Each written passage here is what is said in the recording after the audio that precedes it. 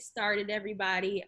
Again, we're going to start with Dave Angus and then go to Kyle. We'll ask him some questions for the AD route and hiring powers, and then we'll open it up for a Q&A. So Dave, I just want to say thank you so much for joining. It's so awesome to see you again. Pleasure, thanks. Pretty much every day. Right. But super excited for you to be here. I know you're busy. We're about to start filming, so I definitely appreciate your time, and I will not take up all of it. So can you just start off by telling us, how did you get into the industry? And also quickly, just a little background about yourself, because your resume is crazy. So just, tell us a little bit about yourself, the projects you worked on, and then how you kind of got into it. Yeah, absolutely. Well, my name is Dave Angus. I'm the first AD on the show Chaz and I are doing together down in Atlanta, Georgia right now. And I have been a first AD I've been an assistant director for more than 20 years now. I've been in the business for more than 30 years. So yes, I'm older. I started in New York. I'm a New York born and bred there. And when I got out of college, I wanted to get in the business and I didn't know what to do. And this was back in 1987. We didn't have internet. We didn't have IMDb and all that nonsense. So we instead had to actually type out resumes and send them out. And I got my very first job as a production assistant. I first started as an office intern on the Cosby Show. And Cosby Show was being shot or taped at the time for a live audience. It was at the time a 3-camera situation. And I immediately got in there and knew I wanted to be on set and became the set PA on the Cosby Show. I was there for 2 seasons, in their 4th and 5th season, I believe. And that kind of gave me the bug to wanting to become a production assistant. In between the 2 seasons, I was lucky enough to get on a feature film called Lean on Me with Morgan Freeman. And I was a set PA on that. And from that moment on, I decided I really liked the single camera opportunity, both in television and film. I knew I wanted to move towards feature films after the experience on Lean on Me, and decided to move that track. And I did, and I became a PA on a lot of television at the time first, and then moved myself up into feature films. Was lucky enough to work with an assistant director, Joe Reedy, in New York at the time, and became a key PA and did all my PA days.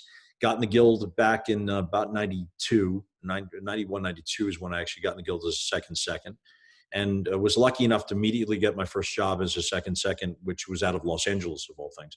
And I worked for Oliver Stone on a movie called, totally brain farted now. Natural Born Killers. Totally brain farted there. But Natural Born Killers with Oliver Stone.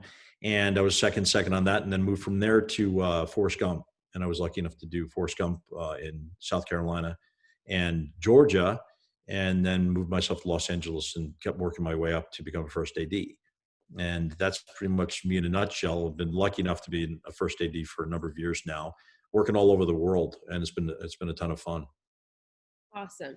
So can you explain to us a little bit, now that you're first AD, you've been doing it for a bit, what does that role entail? Like, what do you have to do every day? Explain it to us for a bit. Other than bother you all day long, Chaz, my job, it's interesting. The first AD, you'll get many different descriptions of what the job is, but at the end of the day, my job is to be the line of communication between the director and the producers and the crew. And the most important thing for me is to be able to keep that communication clean and fluid, and it's an important aspect to what I do. But as soon as we get into prep, my job is to organize the prep of the film. So we deal with, me and my team will deal with everything from the daily prep calendar to breaking down the script. I schedule out the film. I got to put together what's called a one-line schedule and a shooting schedule for the film. So we deal with that, and that is breaking the script down and moving ourselves through a program called Movie Magic Scheduling, which I'm sure most of you, if not all of you, have heard of. And but also it has a lot to do with making sure that during the prep that we're also organizing the prep of the film, which means organizing meetings with the director, organizing meetings with department heads, make sure that people are constantly informed on what is needed. So when we get to shooting, it is as clean and fluid as possible. And then obviously when we start shooting, my job is to run the set. And that includes everything from, as you all know, calling out rolls and cuts, et cetera, and background action, and helping, and my team working with lockups and making sure the crew can do their jobs. But again, it's also being able to spin on a dime and be able to at any time solve problems, deal with any issues that come at us or thrown at us, be able to figure out a plan B if plan A is not working out so well because of weather or whatever reason. And so it's my job to just keep the train moving down the tracks and always have a plan in mind, and also be communicating to the departments of how to get that done. It's taking all these people and doing this and make sure they all do this together, and try to keep it as fun as possible. Can you talk a little bit about some of the challenges of what that entails, the challenges that you face as a first AD? Well, obviously the typical challenges of first AD, it could be anything from weather issues or logistic issues that happen on set. Scheduling the film is a challenge in itself, because as soon as you schedule a film, you put it together in the best way you think you're going to shoot it, and best laid plans, right? And then you start getting all the layers that are brought into you. Locations tells you can only shoot a certain day or a certain time, or certain things aren't available, so you have to work around them.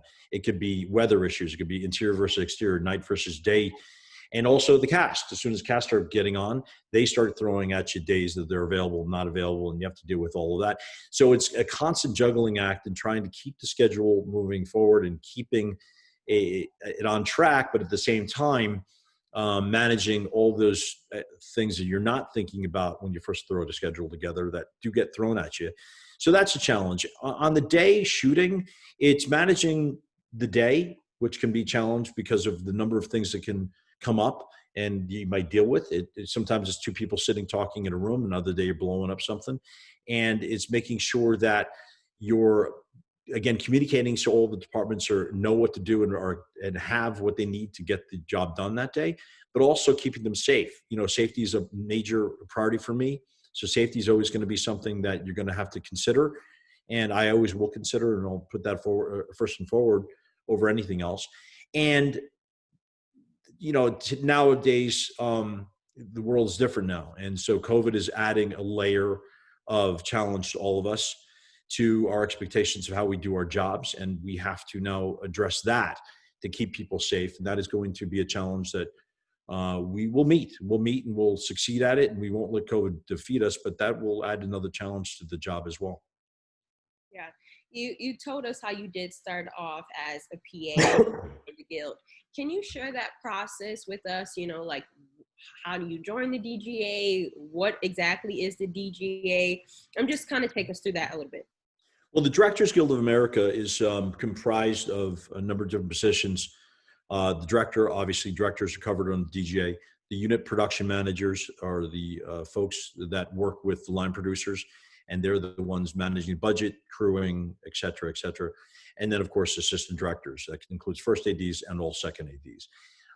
And you also have a program called the DGA Trainee Program, which we'll talk about in a moment, but they have DGA trainees as another position that's through the Directors Guild of America.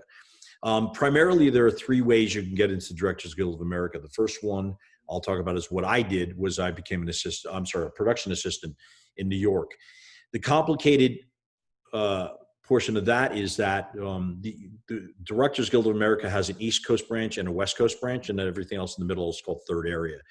And what happens with the East Coast and West Coast is you become a PA. The West Coast doesn't recognize production assistant days in getting in, believe it or not.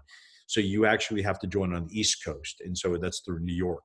And the East Coast is primarily considered New York in that region.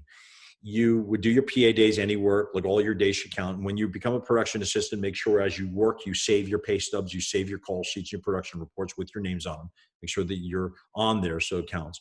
And you want to make sure that you're keeping, what I do is I kept myself a binder. And after every show, I Xeroxed everything down to the same size, made photocopy, and put it in a binder, and kept adding to the binder. Some people just throw everything in a box and then they have to torture to put their book together. So start your book right as soon as you start working. Keep that book going and build that binder of your jobs. And you have to work 600 days, not hours, but days as a production assistant on the East Coast. Once you've submitted your book and you do all the other qualifications through the PA days, you then get on and you're East Coast qualified, but you're not West Coast qualified. And then once you become an assistant director, in order to get into the West Coast and as qualifications list, you have to work 150 days. 75 of those are in commercial days in Los Angeles or Southern California, and the other 75 are anywhere in the country, including New York. So that's the complication, because it becomes whole nother hoop to jump through in order to get qualified through the entire United States. All the regions, including Atlanta, Chicago, et cetera, are called third area, and you can work in those. The second way to get in is through the DJ trainee program, and that program is offered in both the East Coast and the West Coast, and New York and Los Angeles. And that program, you'd have to go to dga.org and just look up the dates of when you can apply for that. And the DJ program is offered again both coasts. You apply for it, you have to go through an application process. Very competitive. It's very difficult to get into, but if you do get into it, wherever you get in, East Coast or West Coast, they then place you onto jobs. And typically it's a lot of television, but feature films as well. And so the good thing is you don't have to look for work. They place you on your jobs.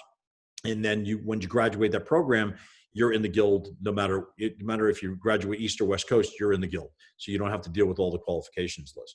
Third way to get into the Directors Guild is if you are a non-union AD. And there are a number of days. I'm not exactly sure what the qualifications are there, but you can work as a non-union AD, gather your days that way, put together your book, and get in. And typically, it's good to also get in with another director, for instance, or someone who's going to help you get in and work with you to work with the Directors Guild. But those are the three ways to get into the guild right now. I just enjoyed doing the PA days because I liked being a production assistant. And to that said, I'm not putting DJ trainees down. I think that it's our fault as well, to be honest with you, ADs.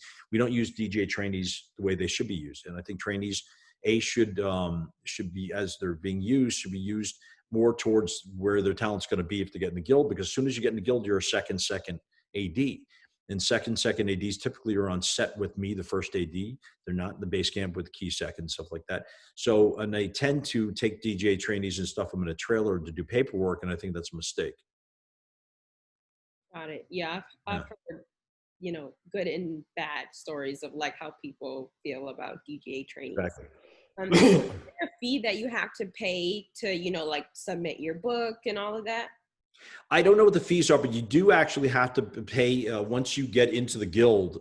You do have an initiation fee you have to pay, depending on the category you get into. So there is an initiation fee, and then once you become an AD, you actually have dues you have to pay into the guild as well, based on your salary and what income you've made that you have to report. But I do not believe to put your book in you have to pay a fee, nor I don't believe there's a fee of it's nominal if it is to apply as a DJ trainee. But I do know once you get into the guild, you do have to pay a fee. And then as you upgrade, for instance, the one fee is a second AD. When you upgrade to become a first or a UPM later on, you do have to pay separate fees, initiation fees, if you may. Got it. Thank you, Dave. We're going to have two more questions for you. When you're hiring, for your PAs, well, also you hire for your second, what are you looking for those positions? What do you see in somebody that says, yeah, I want to hire them, I want to bring them onto my team? That's a great question. I mean, primarily I'm looking for someone I connect with. I mean, the fact is you want to be able to connect with someone you're working with. And I always give everyone an opportunity. I'm very good, and I try my best to give people their first step in. And some people do well and some people don't do well, and they figure it's not really for them. But primarily, the people that really connect with me are those that know how to anticipate. The most thing I always tell everyone, anticipation is the most. Anticipate getting something done prior to me asking for it, and paying attention, understanding of how our set works, and not to consider yourself. I don't treat PAs like, oh, you're just there to get coffee for people, and that's not my thing. That might be something you do during the day, but that's not your job. Your job is an extension of me, an extension of our staff. So I never tell a PA, you're working for me, you're working with me. And I mean that. And I believe the production assistants are as important as ADs, because they each have an integral part and an integral job to do in our staff. And it could be everything. A lot of people say, oh, I'm the walkie PA, so I'm the guy that he must not like me because I'm doing well. That's absolutely not true. I've been stopped in my tracks because a walkie-talkie didn't work, or someone didn't put a walkie in a car, or whatever it is. So it's even the slightest, smallest job you think you're doing has an impact in making the day move forward, and helps me get the day move forward. Locking up, if I didn't have people locking up, I couldn't shoot because you have people in the way, noise, sound, I go on and on. So a lot of times PAs think, oh, they're just making me lock up. When I started as a PA in New York, there were 15 or 20 PAs on a staff. And the first job I had, I was locking up 3 miles away in some corner. And I was like, God, this is the worst thing ever. And then, you have to consider that we're not doing it to punish you. We're not doing it because you're not important. Those jobs have to get done, and that's our job. Some are great jobs, some are, and it's also having a creative vision. Also, if you're working with background, for instance, learn how to set background. Setting background is something we're going to film. So that's an artistic endeavor, an artistic contribution. That's not just coming from me; it's coming from my second ADs and my PAs, and understanding that as well. And it's just anticipating, listening to the walkie-talkie. If I'm giving a frame line, understand, then I should clear this area out. And I'm always very good at telling people in advance what to look forward to. So it's really people just paying attention and anticipating. Thank you, Dave. Last question. Since you've been working, through this whole COVID situation, what has changed, or what has been added from pre-COVID to now? What is something different that has been added onto your job because of COVID? Well, I mean, there's the obvious with the PPE. I give a speech every day. I've got to give a code almost every day. We do a strategy meeting for the crew, and I usually the one presenting the plan that's been put out. Although I didn't create the plan, I was part of it, but I present the plan. And so the first thing is that the addition of PPE is definitely going to be something that's going to be a challenge for everyone, wearing masks and shields and et cetera. But it's the social distancing and managing the number of people on the set that is complicated, because we are so ingrained in us that to just get our job done and just jump into it right away. As soon as you hear New Deal, people just run in and start working. And it's going to be a traffic control situation that's not going to be pleasant at first. It's going to be hard. We unfortunately have instituted when I say unfortunate, because I do find it unfortunate, that we have instituted even a light system. So everyone will have lanyards on with blue, yellow, or green colors, and the blue group are the shooting group that's closest to the actors, and the yellow group are the people that come in and set the shot, and the green are the ones that are off production office workers, etc. And so I hate to use the word, but the segregation that is going to have to happen is a little, it's a little disarming, because we don't want, we want to encourage the camaraderie and the teamwork. And sometimes it can be demeaning to say, sorry, you're a yellow guy, you got to get off. Or you're a green person, you shouldn't be here. And so that's going to be hard. And I'm going to try to minimize that, so I'm not alienating people and not making them feel less important because they don't have the right color on. But with all that said, I think that we can come up with some efficiencies that I've been looking for as an AD. It's a means to also limit the number of people on set, because we don't, sometimes the set becomes a chitty chatty place that people just want to hang out and talk, and we can't do that. And there'll be challenges. I think we can overcome them. I think we'll find our footing, and we'll trip here and there, but I'm not that worried about it. I think that primarily, this crew and people are accepting that. I wish the rest of the world was as organized as the film industry. I'm actually very proud of our industry and what we've done. I think that if everyone would step back and watch what we've done to get us back to work. Listen, we've all heard the stories. Some companies have had to shut down because so-and-so got sick or so-and-so got tested positive, but at least they're moving forward. They have a plan and structure that's not only to get us back to work, but also to keep us safe. Yeah.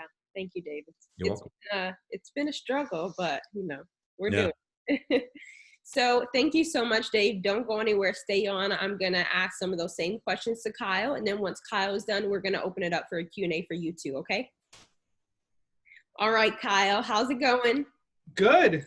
How you been doing, Chaz? Doing good. It's awesome to see you. So same kind of thing we did with Dave. So tell us a little bit about what you do and then your role and how you got into the industry. Well, first I want to say that now I have to follow up a legend like Dave. So, but they, shaking his head. But Dave, thank you for coming and doing this with us. It's fantastic to hear from you and all that. For me, I'm a Buffalo boy. I'm from Buffalo, grown and raised, and this is how I've been here all my life. You know, I've worked New York City here and there, in Rochester and Syracuse and stuff like that, but I'm Buffalo. And I came right out of college at Buffalo State College, their television and film arts program. And this was back probably 2013 or so. And there wasn't really any movies that existed in Buffalo at the time. I think we had one come through called Henry's Crime, which had to do with Keanu Reeves coming in and producing and associated with it. And there was a studio here called ND Studios, who I'm still associated with, ran by Matthew Nardone, associated with Bethany Hedges and Matthew Fleck. And they were kind of just a rental house at the time, but we had a camera and we were trying to run and shoot stuff. And I ended up doing this all kind of ass backwards with a word. I can't come up with the word correctly, but I actually came out of college and I'm like, I don't know what to do. Do I go to LA? Do I go to New York? And we found out that we had all these resources here locally and a really good relationship with the Film Commission coming out. We're actively trying to get films here. So I did the weird thing and I wrote and directed a micro budget feature film called Dwelling, which of course I'm shamelessly self-advertising over my shoulder. But so we went out and we raised money on Kickstarter and got out there and shot the thing for a minimum budget of like $60,000. But we were able to get like 2 SAG actors in from LA and actually made this film. And then it was like, once the film was made in 2014, it was like, okay, now what do I do? So I decided to be a PA after that. So I went from being a director to being a PA, even though I had really no clue how a set really worked when I was directing. So it's kind of going backwards a little bit. But luckily, I was able to get a job on a television show in Rochester in like fall 2014 as a production assistant. And then the Film Commission was able to work to get the sequel to the Teenage Mutant Ninja Turtles here in the spring of 2015.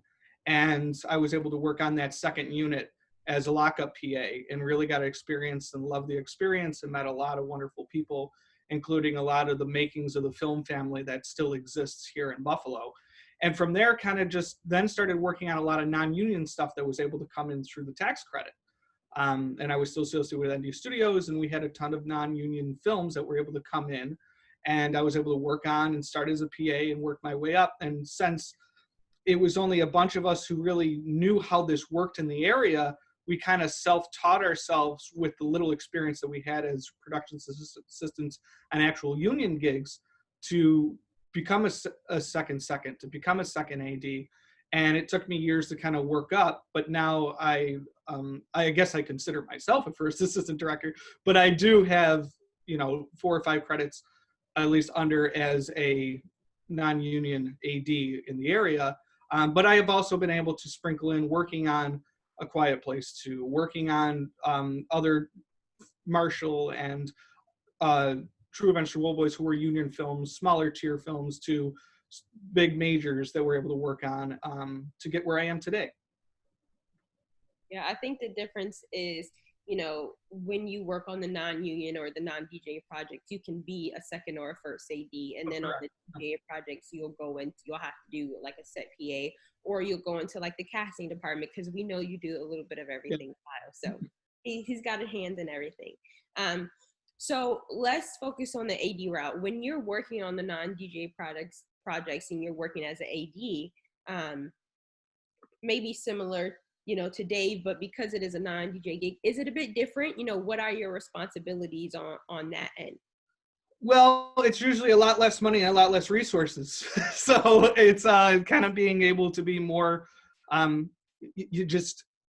Dave covered a lot of it, and it's the same, I think, no matter the tier, no matter the level, that you have to be able to think on your feet. You have to be an amazing problem solver with all the factors that are coming in now, even from a money pinching standpoint of, we might not have the resources enough to get what we need done. So how can we be creative to make sure that we keep these relationships and make sure that we can keep on filming? Because I think, especially in Buffalo, we're still babies and new to this industry, and we still want to keep our relationships fresh. And that's with anybody, with locations, with catering companies, with just anyone who we're able to work with as the monster rolls. And it's being creative, being kind, being able to build communication, that you're not only working on your own individual non-union project, but you're also thinking ahead to future things. That we had a really, really good experience with this crew and cast and this location. We would love to come back here and shoot with these same people or work with these people for the future. So how do we problem solve to make sure that whatever problems we do solve and have, that we're able to make it better for coming back here in the future to keep shooting films in Buffalo and in the area location and the other locations around, and keeping those relationships around alive. So I mean, like, a lot of the responses are the same, exactly from the pre-production to building that schedule on the day, to working with Movie Magic, to being kind of a conductor and orchestrator, juggling a lot of different lines. It's just sometimes it's a lot less lines, or it's multiple lines on a person who probably shouldn't have as many jobs as they should, and able to build relationships. And I think relationships are huge in non-union films, because it's most likely, especially in the Buffalo area, you're going to be working with the same people a lot. And you want to make sure that you have streamlined communication. They know how you work, you know how their attitudes work, and you're able to bring on those people that you want, that fit together nicely, to make those projects work. I think that answered your question. I don't know. I kind of went on a tangent. Would you say, or at least I think, that it's not one of the biggest, but one of the biggest differences is money, like for a DJ gig, and whether that's like the budget of the film and also like the physical paycheck of being in the DJ versus not being in the DGA. Yeah, it's huge, but you're learning. And for me, I just love being on set. It doesn't matter what size set it is. It's just being in there, working with a team, and creating just art, for me, is a huge thing.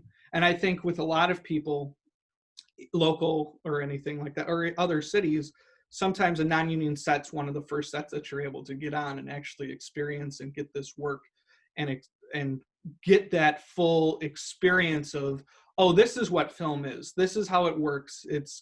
This is the process. This is how each department works. This is what the names of each department are, and how that ladder is. And with that, it's, no matter what the paycheck is, it's about getting that experience and building your world and your knowledge into learning that, and wanting to move on to the next level. But non-union's a great starter level for a lot of people, and people like me, who has my hand in a lot of different pots, and wants to, because I love every aspect of filmmaking.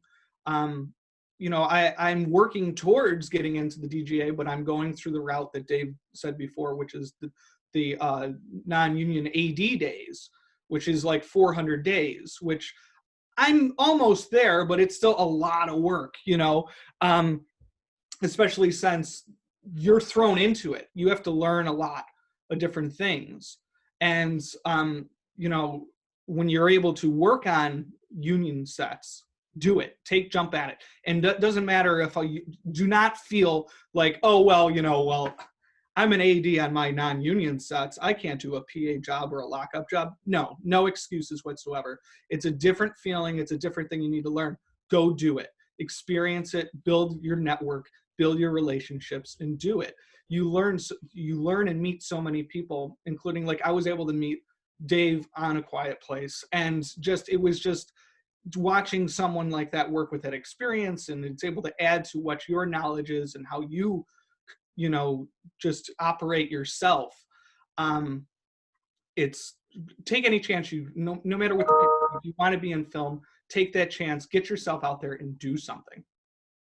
Yeah, my next question, you already started to answer it, was literally, Dave went the PA route to get his days. You are going the non-AD route to get your days. So can you just explain a little bit more about, how many days you need to have, what that process is like compared to just going the set PA route to join the DGA?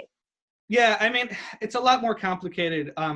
Just because there's a lot of room for error to what the union will accept and what it won't accept and stuff like that. But it's the same thing as bookkeeping too. You have to keep that book. You have to be able to keep, your pay stubs and your production reports and your call and keeping that together. And for me too, it's like I like jumping project to project and doing different aspects. So doing, being a production assistant on union films, being production assistant on even commercials and stuff that comes through, to doing casting, to doing directing and stuff like that. So for me, it's a lot more complicated, and I think it's a lot easier and streamlined if you do go to New York and try to do this 600 days, and you get a lot more experience, a lot more people, and you're able to jump job to job, stuff like that. So what I'm saying is the way I'm doing it probably isn't the best way to do it, but industry is, if you want to be in film, do what ultimately is right for you and you feel can take you where you want to be. I think that's very important, and I'm so glad that you just said that, because I think people, trying to get in, they will always look at, well, what did this AD do, and say, like, I need to do exactly that. And what you'll learn is that, sometimes it is easier to do that in a streamlined quicker. And I think we can make mistakes, but ultimately you do have to kind of figure out what feels best for you and kind of go about it that way. So definitely thank you for saying that. When you're hiring, it could be some of the same things, but you're a completely different person. So when you're ADing your non-union gigs and you're looking to hire, your PAs, or whether you're in casting and you're hiring people on, Kyle, what is it that you're exactly looking for, and what, can make somebody stand out? For me, it's just having the ambition and wanting to be there, I think, is huge and gigantic, and having that drive to wanting to be on set and want to be that gopher that I will go do this, and being relentless about it, and someone that I can rely on, because like Dave mentioned, we have job big to small and it needs to get done, and I rather have a team that I can trust and know that will be able to be honest with me and get it done, than people who are a little bit more afraid to even talk to certain people or talk to me about problem solving. Like, problem solving is a huge thing. I need to know, and we need to know, to make sure it works, because at the end of the day, we're out here to make a feature film. So everyone is equal, and that's how they should be. It should be a team. And if you have drive, if you have that ambition to be there, if you have good communication skills, and you're able to help make a set feel more like of a family setting, and able to make it worthwhile being there, and help take that stress away from people and all that, then I welcome you with open arms. Thank you, Kyle. One more question for the both of you, because I think this can be a bit tough for a lot of people, and then we'll open it up to Q&A, but I just want to get this clear. We talk about, skills that people should have that make them get hired, but a lot of people are just submitting a resume, right? And they might not have experience. So you're saying you want somebody that's a go-getter, but how do you tell that off their resume? So practically, when you're looking at somebody's resume, what is going to make you hire them versus hiring someone else, or whether it's a phone interview, just to give everybody more of a clear idea, what is it that you're really going to look for? How should their resume look? Just a couple of practical things that people can take from this, even if they've had no film experience before. Kyle, you can answer since you already been talking, and then Dave, you can go. I think for a non-union standpoint, you're getting a lot of people who really don't have that much experience. You have people who are right out of college, or people who you just want to kind of give a chance on. So for me, I feel like an in-person interview is a lot better than a resume, because I really want to ask questions, the tough questions, to see just what their vibe is and all that, and see who they are, because that might mean that I take more chances on people, but that's not a bad thing. You know what I mean? And you need to take chances with people to see how they do and how they work with you. And you're kind of going more by personality and in that in-person interview. If they have a bigger resume or stuff like that, I'll be more question of like, well, why do you want to do this? Why do you want to be on this level? And if they are just someone who's drive and hungry and just want to be there on set, then please, yes, I'd love to bring you on. Got it. Thank you, Kyle. Go ahead, Dave. Again, I'll repeat the question. Whether you're looking at somebody's resume, what should they have on it, whether they have experience or don't. And then maybe, when you interview somebody over the phone or in person, what would make you more prone to hire somebody? Yeah, well, it's a good question because the fact of the matter is you coming out of school, some people don't have a resume that really offer other than what they've done in school. So before I get into answering the question, I do want to bring up that while you're in school, and I encourage if you have anyone to talk to about this, is make sure they do internships. I did tons of internships while I was in college, and that offered me a resume post-college. I got out of school, I suddenly had a resume, not just this is where I went to school, what I did in school, I had a resume of experience, and that's why I got my first job at the Cosby Show. With that said, listen, I totally get that people are going to not have a breadth of experience, but right out of college. So I do look for that. I look, did they do what did they do while they were in school? Did they have the initiative to go find an internship? So that's something that I encourage if you're still in school or if you know anyone still in school to encourage them to do that. Second is I agree with Kyle that, listen, I always give everyone a shot if I can. Listen, I won't lie to you. I get so many, resumes sent to me. I typically just pass them all to my seconds. But if I have the opportunity to talk to someone, I'd rather talk to them via this way or face-to-face or even a phone call, because you can gauge, that person and ask them questions that I feel would gauge if they were really interested in it or not. The worst thing I ever find is when they get to you and they say, well, I want to be a writer, I want to be a director, I want to be an actor, I want to be this. And then I'm like, yeah, but what are the steps you want to do to get to, that's great. All of us want to do all those kind of things eventually, but what do you feel are your steps to get to that position or whatever position you decide to be? And the ones that I find that I tend to, I don't hate to say it this way, but I don't really incline to hire are the ones that are all over the place and they're just looking to make some money. I really want to give a production assistant the opportunity to learn. And listen, I'm not expecting every PA to follow our footsteps and become ADs. Some won't. I've had many of my PAs. I've had PAs that were under me years ago that are prop people now, prop masters, camera operators. Some became actors. I mean, I've got so many PAs that are now successful every other department. Many became ADs. But so my point is that learn that, as long as you have some kind of plan I just want to learn the business, I want to have that stepping stone. It's the ones that are like, I want to do this. I'm like, if you want to write and direct, then go write and direct. The PAing is not the best choice for you. If you want to be an actor, PAing is definitely not the right choice for you because I'm not going to let you go audition. So if you want to really learn how a set is run and discover if that's what you want to do, those are the people I tend to want to encourage to continue. Got it. Thank you so much, Dave and Kyle. I appreciate it. Super, super awesome.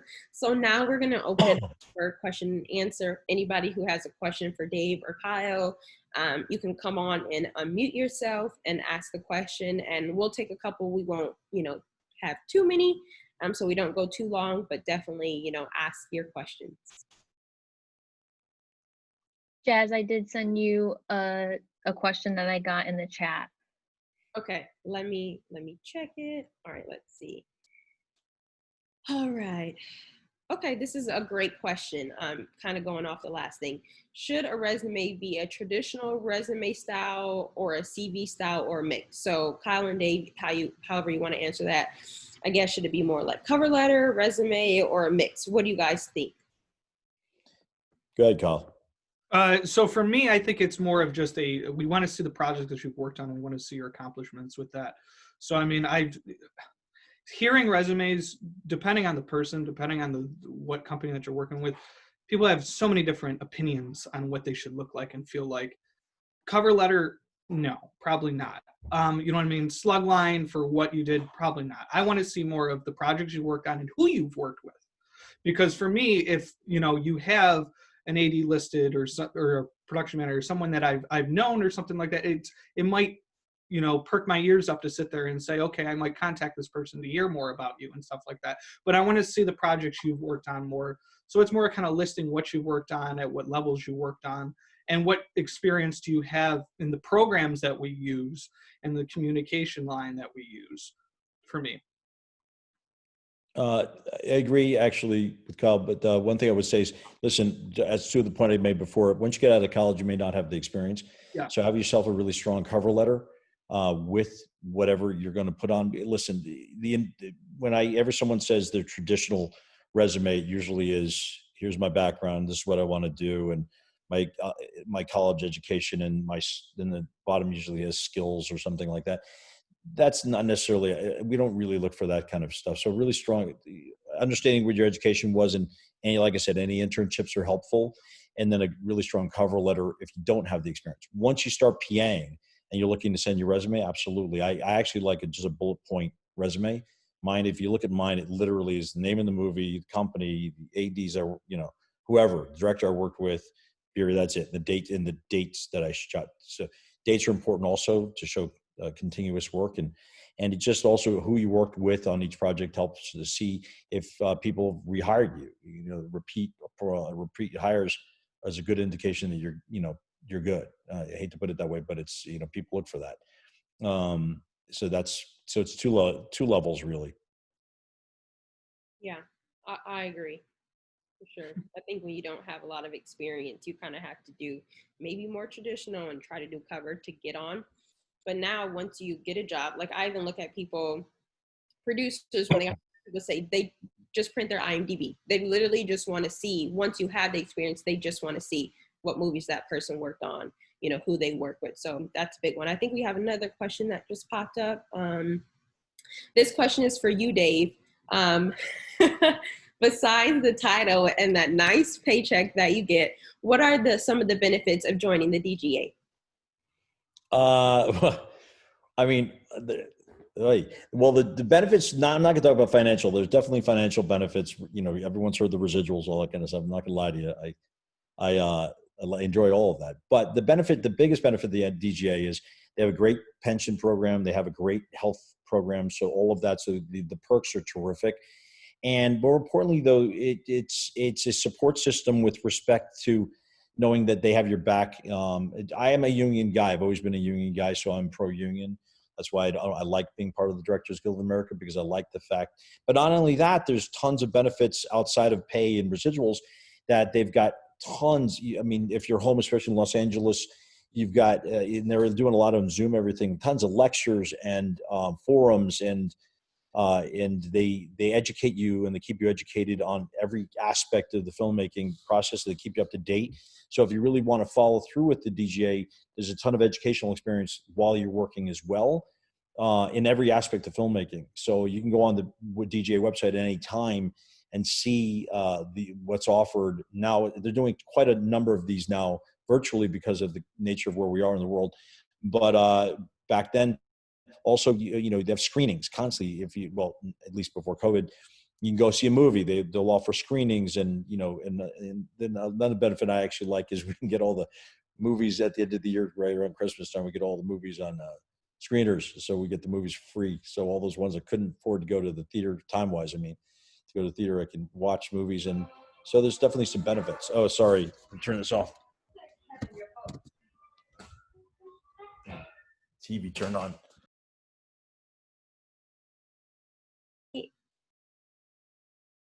Dave, you're muted. Sorry about that. Those are the benefits to the DGA. Thank you. Any other questions we have for Dave or Kyle? Okay, wait, there's one that just popped up.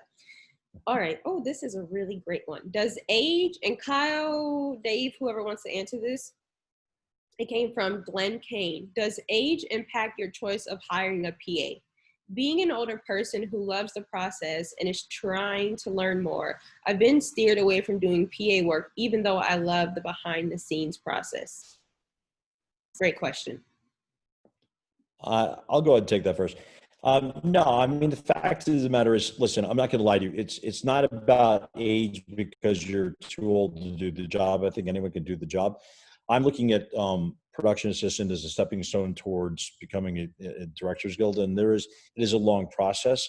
So if there is a goal there to get into the guild, absolutely, I'm open to anyone who wants to do the job, as long as they're willing to and are capable of doing the work. Listen, I'm not a young person. I'm not old, but I'm not young either. And we do worry they're still going to hire us after a while. So I don't think that age has a lot to do with it. For me, it's really the drive you have and where you want to take it. Primarily, if you're just looking for something cool to do on a summer, I'm not interested in that. If you're looking truly to educate yourself on how film works and to look at a career possibilities down the line, then I'm very open to it. And I think the same exact answer there is just, especially in a non-union set, like you want to learn about the set, you're serious about learning about it and taking a career path and stuff like that. Yeah, we welcome you at all, at all aspects and all that. There's nothing against age whatsoever. Thank you, guys. Any other questions for Dave and Kyle before we switch over to hearing from our awesome PAs? Yeah, what's the worst thing you've ever seen a PA do? Dave, you go. That's a great question. Two things. I'm going to give you two. The worst is wrapping someone or something before asking me, and that has happened in an actor. As a matter of fact, that happened on the last film I did in Buffalo. Someone wrapped an actor before asking me, and the whole another piece I was doing was with that actor, and they had up and left, and I couldn't make the day. And the other is I had a PA. I was actually a key PA at the time, and there's a PA that had, they have these mics, and you press the button. And I never use the headsets on mics. What's the thing? The mic you're talking to. Anyway, he was sitting down, and he sat on his mic and didn't realize he was open walkie the whole time, and decided to make some off-color comments about the first AD. And it didn't go well for that person. But those are the two worst. I don't think you can beat those two because I've experienced them as well. And I think that's just a lesson of, beware of your surroundings, beware of, and keep that streamline of communication between you and the first AD, and very, very well between the two. Yeah, I mean, I don't know. I can't beat those two because those are huge. All right, we'll probably do two more questions. I have one in the chat, and then we'll take one more question after this, and then we'll switch over to our other segment. This will probably more veer towards Kyle, since Dave is not in Buffalo, but it says, can anyone speak to the hiring landscape in Buffalo for 2021, either winter or summer, especially now with COVID? Well, it's kind of a sit and wait game, I feel like, in Buffalo.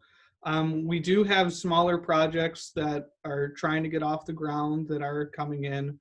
We have features that are shooting in Syracuse and Rochester, which means it's probably not far behind. And I've heard things about for the winter and the spring in Buffalo. But yeah, the COVID landscape's going to be a lot different. And I'm sure we'll be following exactly, similar, if not the same, if similar to what Dave is doing on his productions for COVID, and getting testing done and making sure that everyone's safe.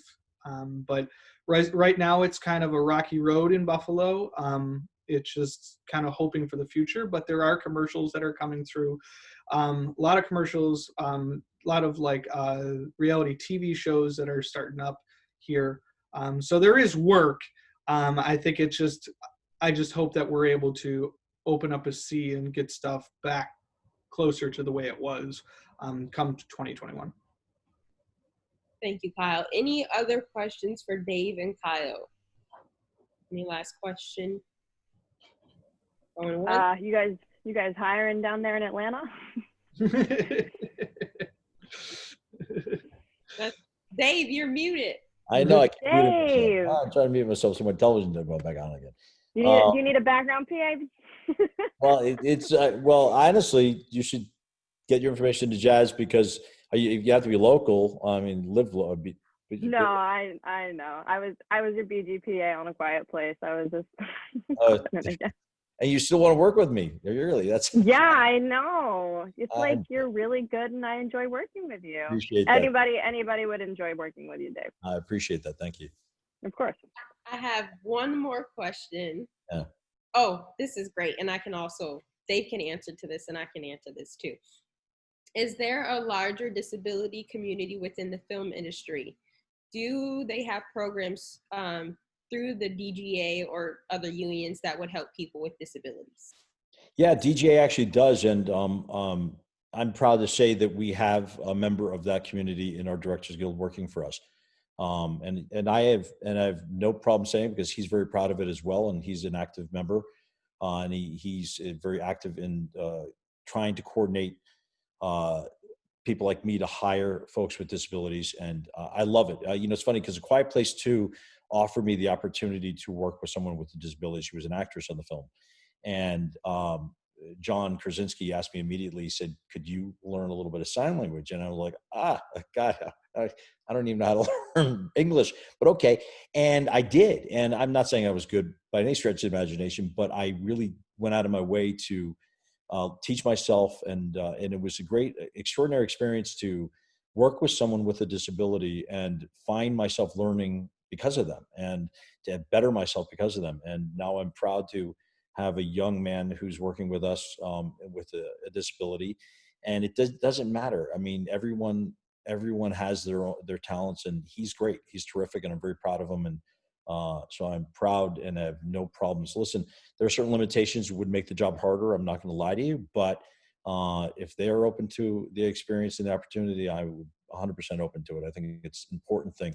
Listen, we live in a very diverse world right now that we have to be inclusive all across the board, and that includes people with disabilities. Yeah, I was super excited to see him. And then also our locations coordinator. Yep. She's in a wheelchair and she has a service dog. But I was like, oh my God, this is amazing. And I haven't worked on a film set where two people, so you don't see it often, which is why people would say it's not there. I haven't been in this industry long, but 2-3 years, and I haven't really seen it. This is on one project, two people, it's nothing, but it's more than I've seen. So I definitely think there's more room for it. And, even now, I think it's a great time to get in. Like Dave said, to be honest, it will be harder. There's going to be limitations. You might be a bit slower at things. But I think if you're dedicated and you know what your strengths are, you can tell that, like, listen, I won't be strong in this area, but I can be really strong for you over here, and, try to make adjustments in that. So. Absolutely. Any other questions? We can do one more if it's a quick question, and then we got to transition. Don't be shy. Going once, going twice. Sold to our set PA section. We're rolling over, guys. Well, Kyle and Dave, thank you guys so much. I think this was awesome. I hope everybody else thinks it was amazing. Dave, I'll see you on Monday. Kyle, hopefully I get to see you sometime in December when I come back to Buffalo. But again, thank you guys so much. If you guys want to stay on, you can. Can I offer something real quick, Chaz? Chaz, yeah. I'm giving Chaz permission to give my email address to anyone on this call. And if you have any further questions, feel free to email me. And Chaz, you can use my Gmail. You have it. Okay. So Chaz can get that out to you anytime. Yeah, if anybody wants it, I'll give it out. He is busy. So if you don't respond right away, give him a little bit of grace. We're about to filming. But yeah, Dave's great. So. All right. Bye-bye, all. Thank you both so much.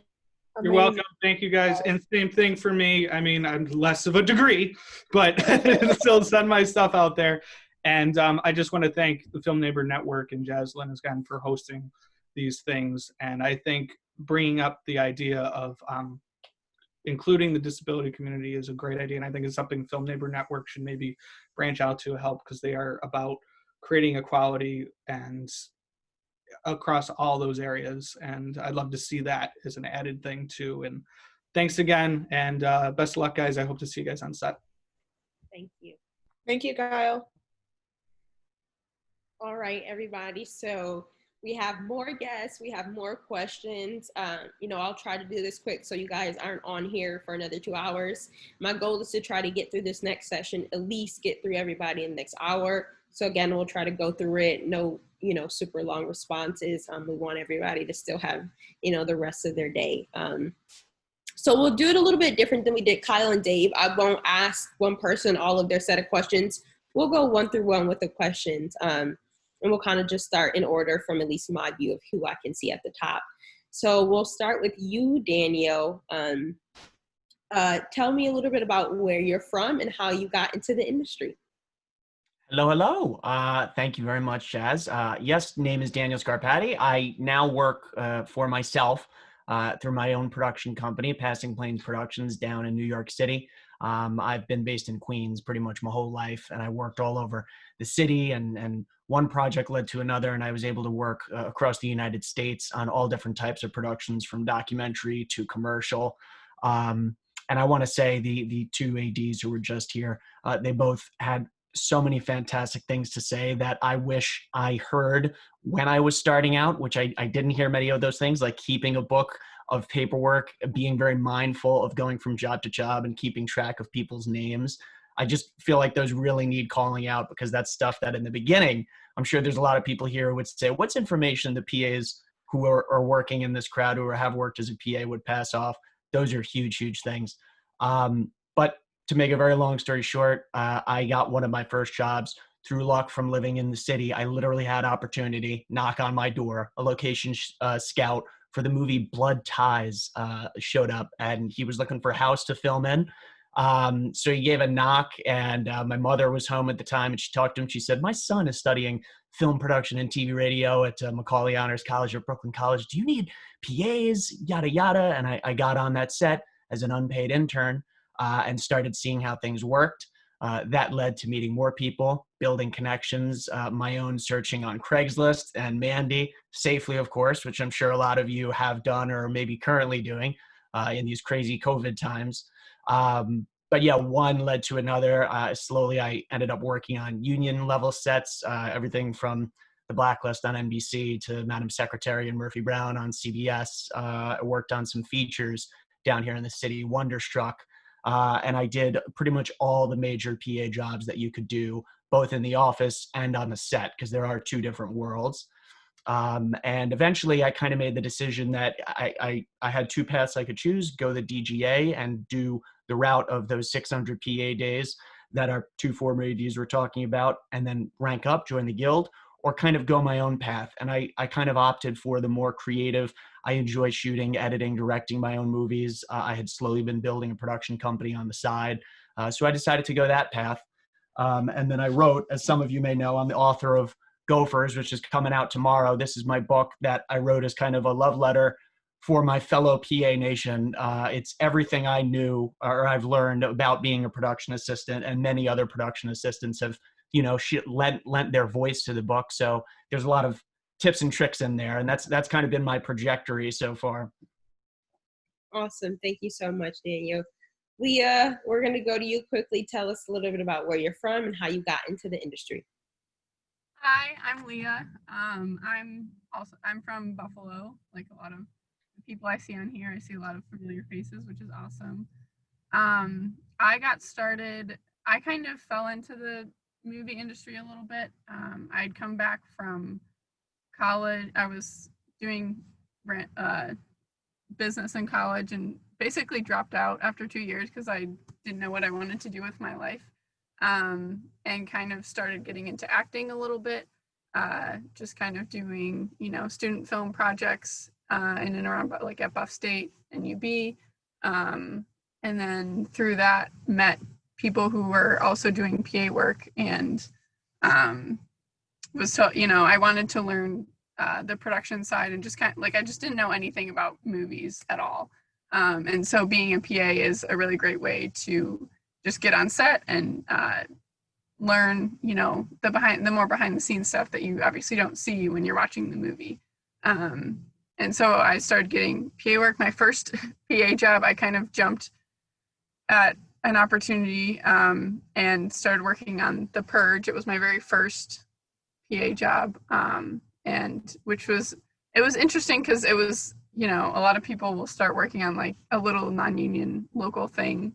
And The Purge was one of the biggest things that had come to Buffalo at the time. So definitely jumped through, like, you know, it was a learning experience for sure. I started off in the office, and then ended up going to set and worked on set for quite a bit for that show, and then just kind of started meeting, like I met a lot of people on the Purge, and so then that led to more jobs, and I work a lot as a first team PA usually, and so working with the actors and getting them where they need to be, all that fun stuff. But I've done, you know, I've been a key PA, been a walkie PA, pretty much done every job, and I just, you know, I just love being on set, so that's where I'm at right now. I'm currently in Syracuse, actually, on a film out here, doing overnights. So that's probably why my voice sounds a little rough right now.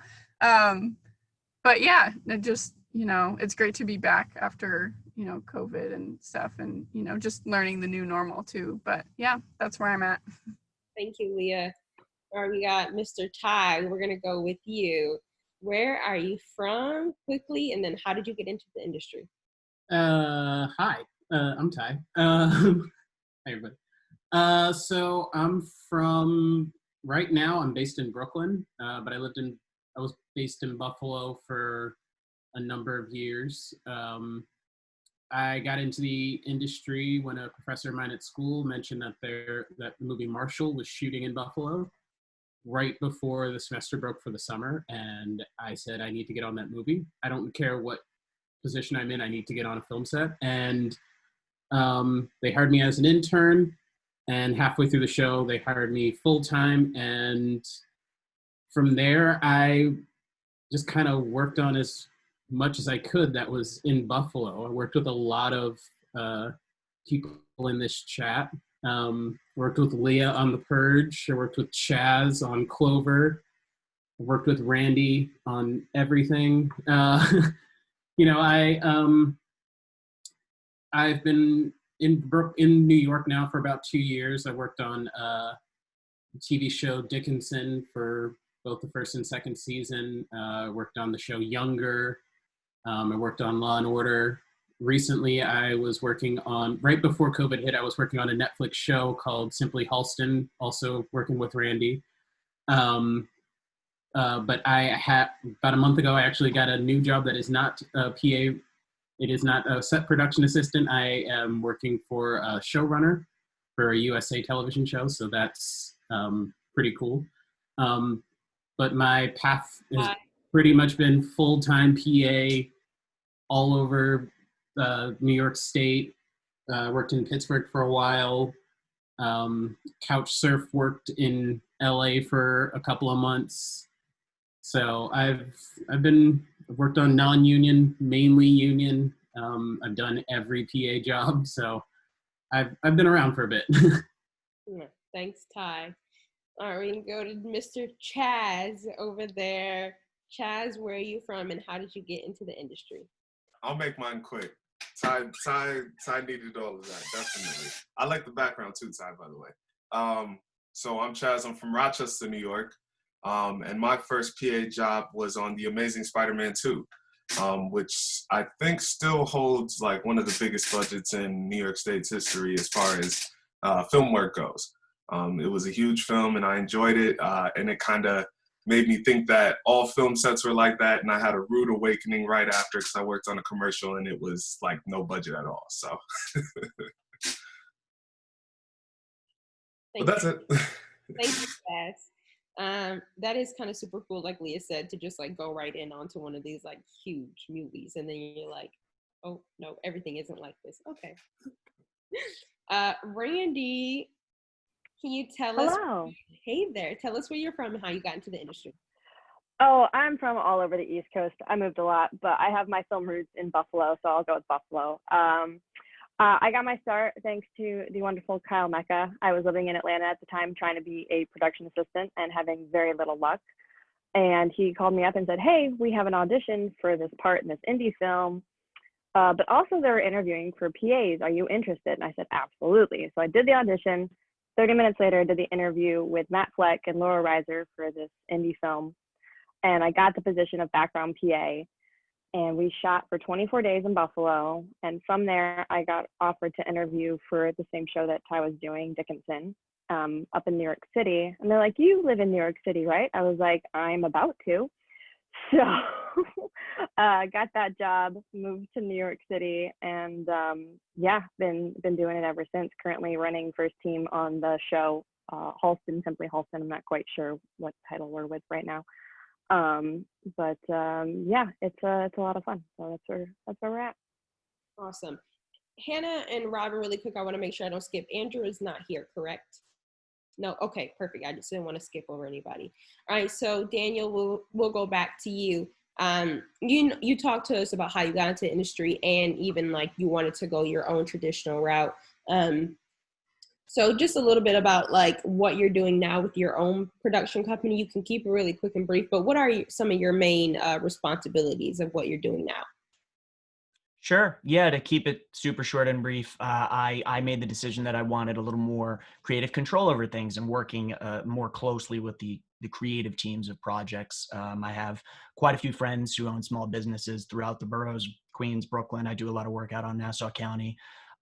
So outside through Passing Planes, I do two things. I work much the same as I did as a production assistant. I work as an independent contractor, a gig worker, a freelancer, whatever you want to call it, as a camera operator and a field videographer for different companies. I enjoy getting out there with a camera and shooting, and I was able to translate all the people skills that I learned as a production assistant to working in those roles. I happen to think I'm decent enough with cameras to do those jobs, so the people skills that you acquire by working as a PA can translate to things like that. And the other thing I do is produce videos for small businesses, working as a video producer editor. So I will go in and, say one of my friends in the real estate business, they have an explainer they'd like to produce where they're talking about how to buy and sell homes during COVID, which is something that we've been working on. They call me up. They know I have a company. They know I have gear. They know I have a network of former PAs I've worked with that if I ever need a second camera operator or sound mixer, I can call, and maybe a skilled PA isn't working on one of those many shows that we've listed so far and they need the work. I'll say, "Hey, I got a job," and we'll bring them on and we'll do a shoot, and that'll be it. And on to the next one. Awesome. Thank you so much. Leah, I know you just mentioned you're in Syracuse, so can you tell us, if you can't say the name, just tell us about what job you're working on, film, TV, and then what you're doing for them. Yeah, so currently I'm working on, it's called Plan B with American High here in Syracuse. So I'm currently the floater set PA, so I kind of do a little bit of everything. Whether it's lockups, which lockups are, I know we've talked about them before, but you're basically just making sure people aren't walking into the shot, or, people aren't being loud so that the shot can go smoothly.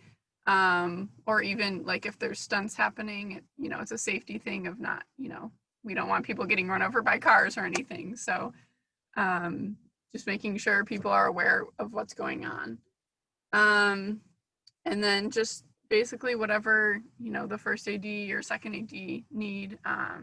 I've been helping a little bit because usually I do first team, so I can speak a little bit on that too. And I've been helping the first team PA a little bit here just when we have, 6 or 7 actors that are on set at the same time, trying to keep track of them. Because basically a first team PA is in charge of the actors when they're on set. So just making sure that the first AD knows that they're on set when they're on set. If they have to go back to their trailer for some reason, just knowing all those things and just being able to have information available for the actors. Like if the actor, wants to know what scene we're on, or if we're moving on to another shot, or like how much time they have before their next scene. Just kind of knowing all that information and being able to communicate with them, and also communicating with wardrobe and props to let them know that the actors are on set, or if, wardrobe realizes that they have to change someone's shirt or something, like making sure that all those things happen smoothly and quickly so that the day can keep on going. I've also worked on quite a few like lower budget non-union films, and sometimes in those you're also the base camp PA because there isn't really a base camp, And that's just kind of the same thing. You know, you're in charge of first team, but it's more when they get there first and during the day they have to go through hair and makeup and wardrobe and stuff. And so just making sure those things happen and just keeping the first AD and everyone else just so that everyone knows like where you're at, if they're running late, you know, if they're on time, you know, they're ready or they're not ready yet when they need to be on set, just communicating all those things. It's a lot of communication is very key in a base camp or first team PA. I mean, in any PA job, but definitely because the actors are very important to being able to shoot the shot. So just being able to have all that information available and to communicate and all that fun stuff. Yeah. Chaz, we're going to go with you. If you're working on a project now, can you tell us what the project is and, you know, just what some of your responsibilities are? Yeah, so I am currently working on a project. I'm working on Plan B in Syracuse, the same one that Leah is working on. However, just recently this year, I joined IATI Local 52. So I actually am a union member now. So I'm working as the best boy rigging electric on Plan B, which is a Hulu original film that is being shot in Syracuse. Congrats, that is so amazing. Thank you. Quickly, because people probably or may not know what that is, so just what that is and, you know, what you have to do during the day. Yes, so IATI is a nationwide union, just like any other kind of union that you hear about in any other kind of job or industry. They're there to protect people. It is basically like a brother union of the DGA, right? That's for ADs and for you know, production managers and so on and so forth. So IATI is the union that is used mostly for grip and electrics, props, crafty. I know I'm forgetting other people. Locations, I think, is in that and a part of that as well, and so many other departments. But it definitely is a huge accomplishment for me because, you know, it kind of sets the bar for the types of jobs that I will be able to get and opportunities just for me to progress my career forward. So I'm very excited to be a part of IATI.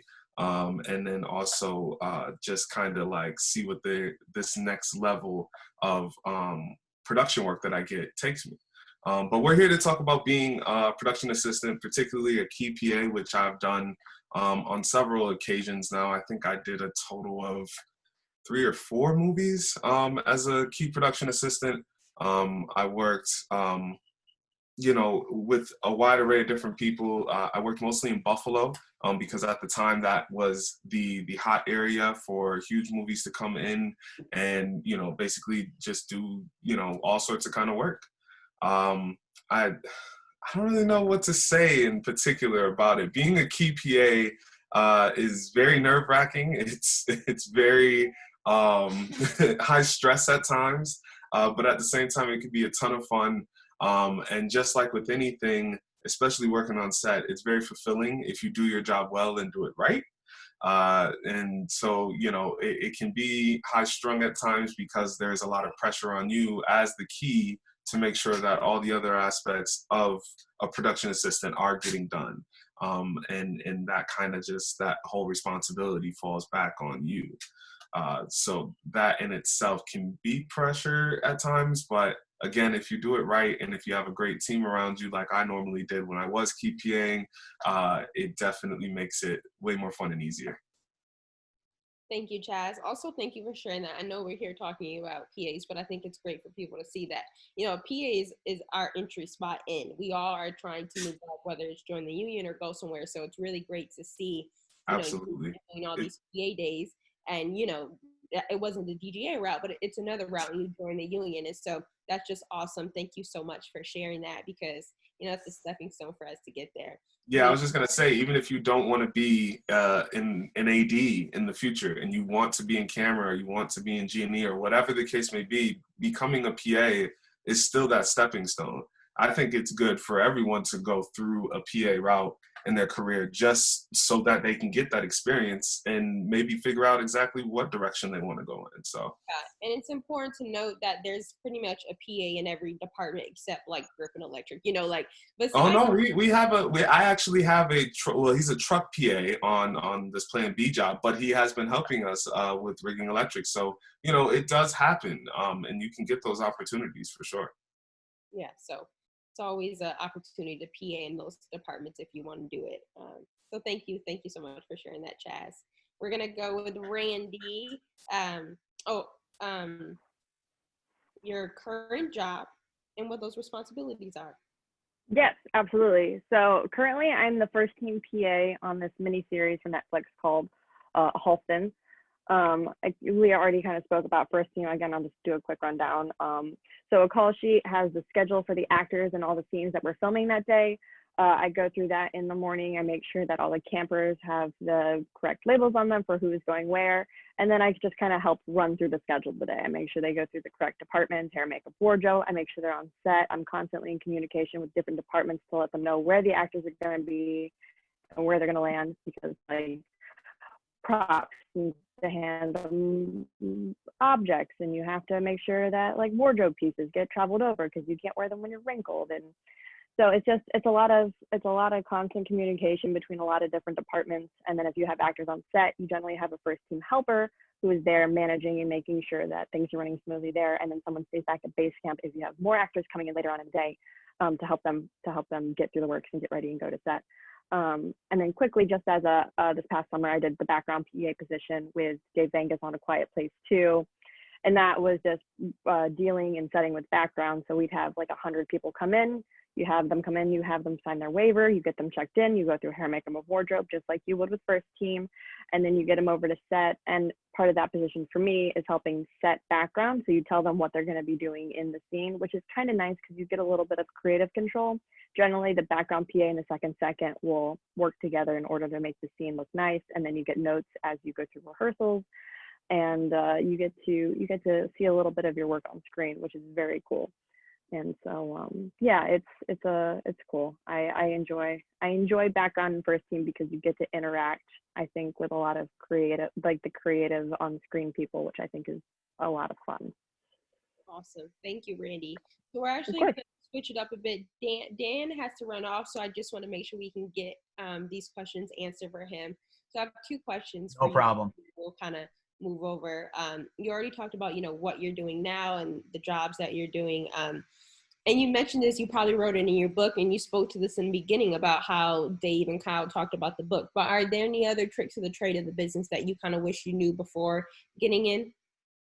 Yeah, no problem. And I don't want to rush anything. I mean, I love hearing everyone's stories because this is the best way to learn hearing the other people who are actually doing the production assistant work and taking these steps and moving all over the place. Congrats, Chaz, on IATSE. That's huge. That's awesome.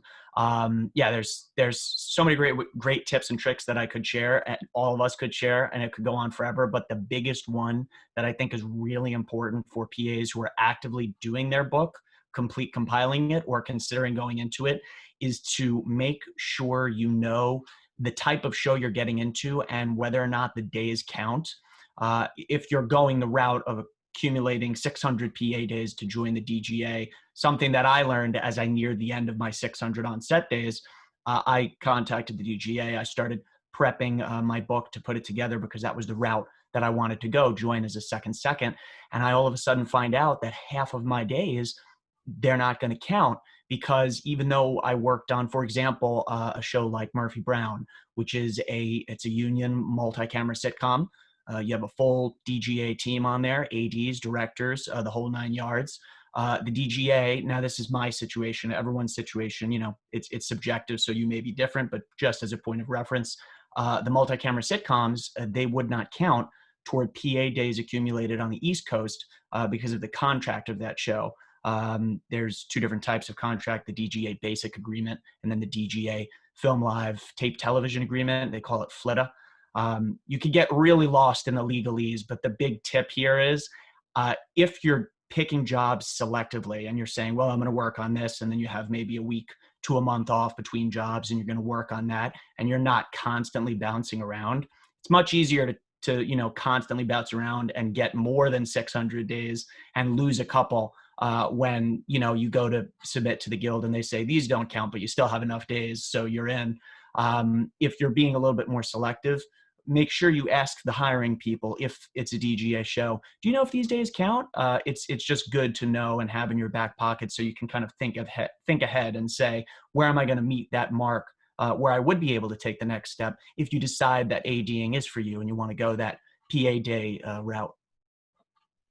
Awesome. Thank you. Yeah, that's important because that would be so hurtful to go like, here's my book, I'm ready. And they're like, 100 days don't count. And now you're like, oh, I thought I was like at the finish line. And yeah, so I think that's really important. Thank you for sharing that. No problem. Yeah, that's something you want to try to avoid. It's a little bit of heartbreak that you just don't need. And thankfully, it was preemptive what I was doing, so I wasn't heartbroken. But I was blown away thinking, how do you not count some of these shows? And they have, like I said, it's subjective. It's all sorts of reasons why that they may or may not tell you. So it's just something to keep in your back pocket that I certainly didn't know when I was putting my book together. Yeah. You told us that, you know, you wanted to switch a little bit, do your own thing, be a bit more creative. So for you, you know, deciding not to go that route, continue with all your days and switch over to this, what is like your end goal? I shouldn't say that. I hate that because we all change. But in the next 5 years or 7 years, you know, where do you want to go? What does it look like for you the next couple of years in this industry? Sure, that's a very fair question. Something that Dave said earlier, our DGA AD, that was very important, how a PA may come into an interview and say, I want to be a director, I want to be a writer, which is a totally fair long-term.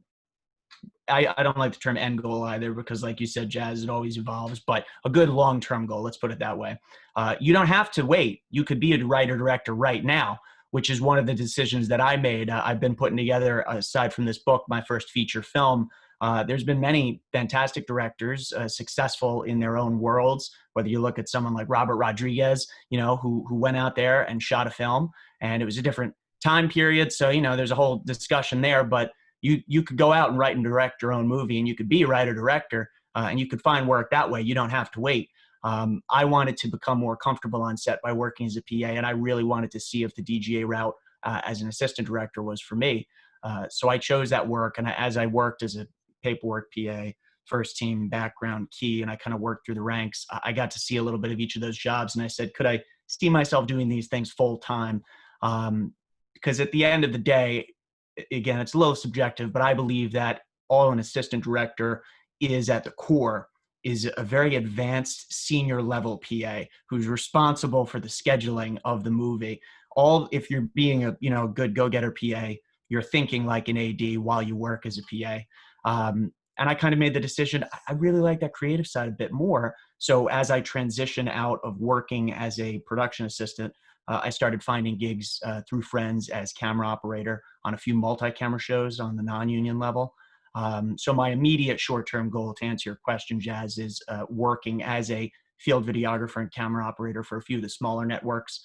I just shot a BuzzFeed video the other week. I enjoy being on that level of independent non-union producers who are doing small kind of one-off projects, who have the ability to move around a bit more freely than if you're working as a production assistant on a series that may last 9 months. Some of the great TV shows and the upcoming series that have been mentioned on Netflix, I'm sure a few of them run many months, and you're working 6 days a week, 12-hour minimums. You're not going to have much time or energy on the other end of that to do your own projects.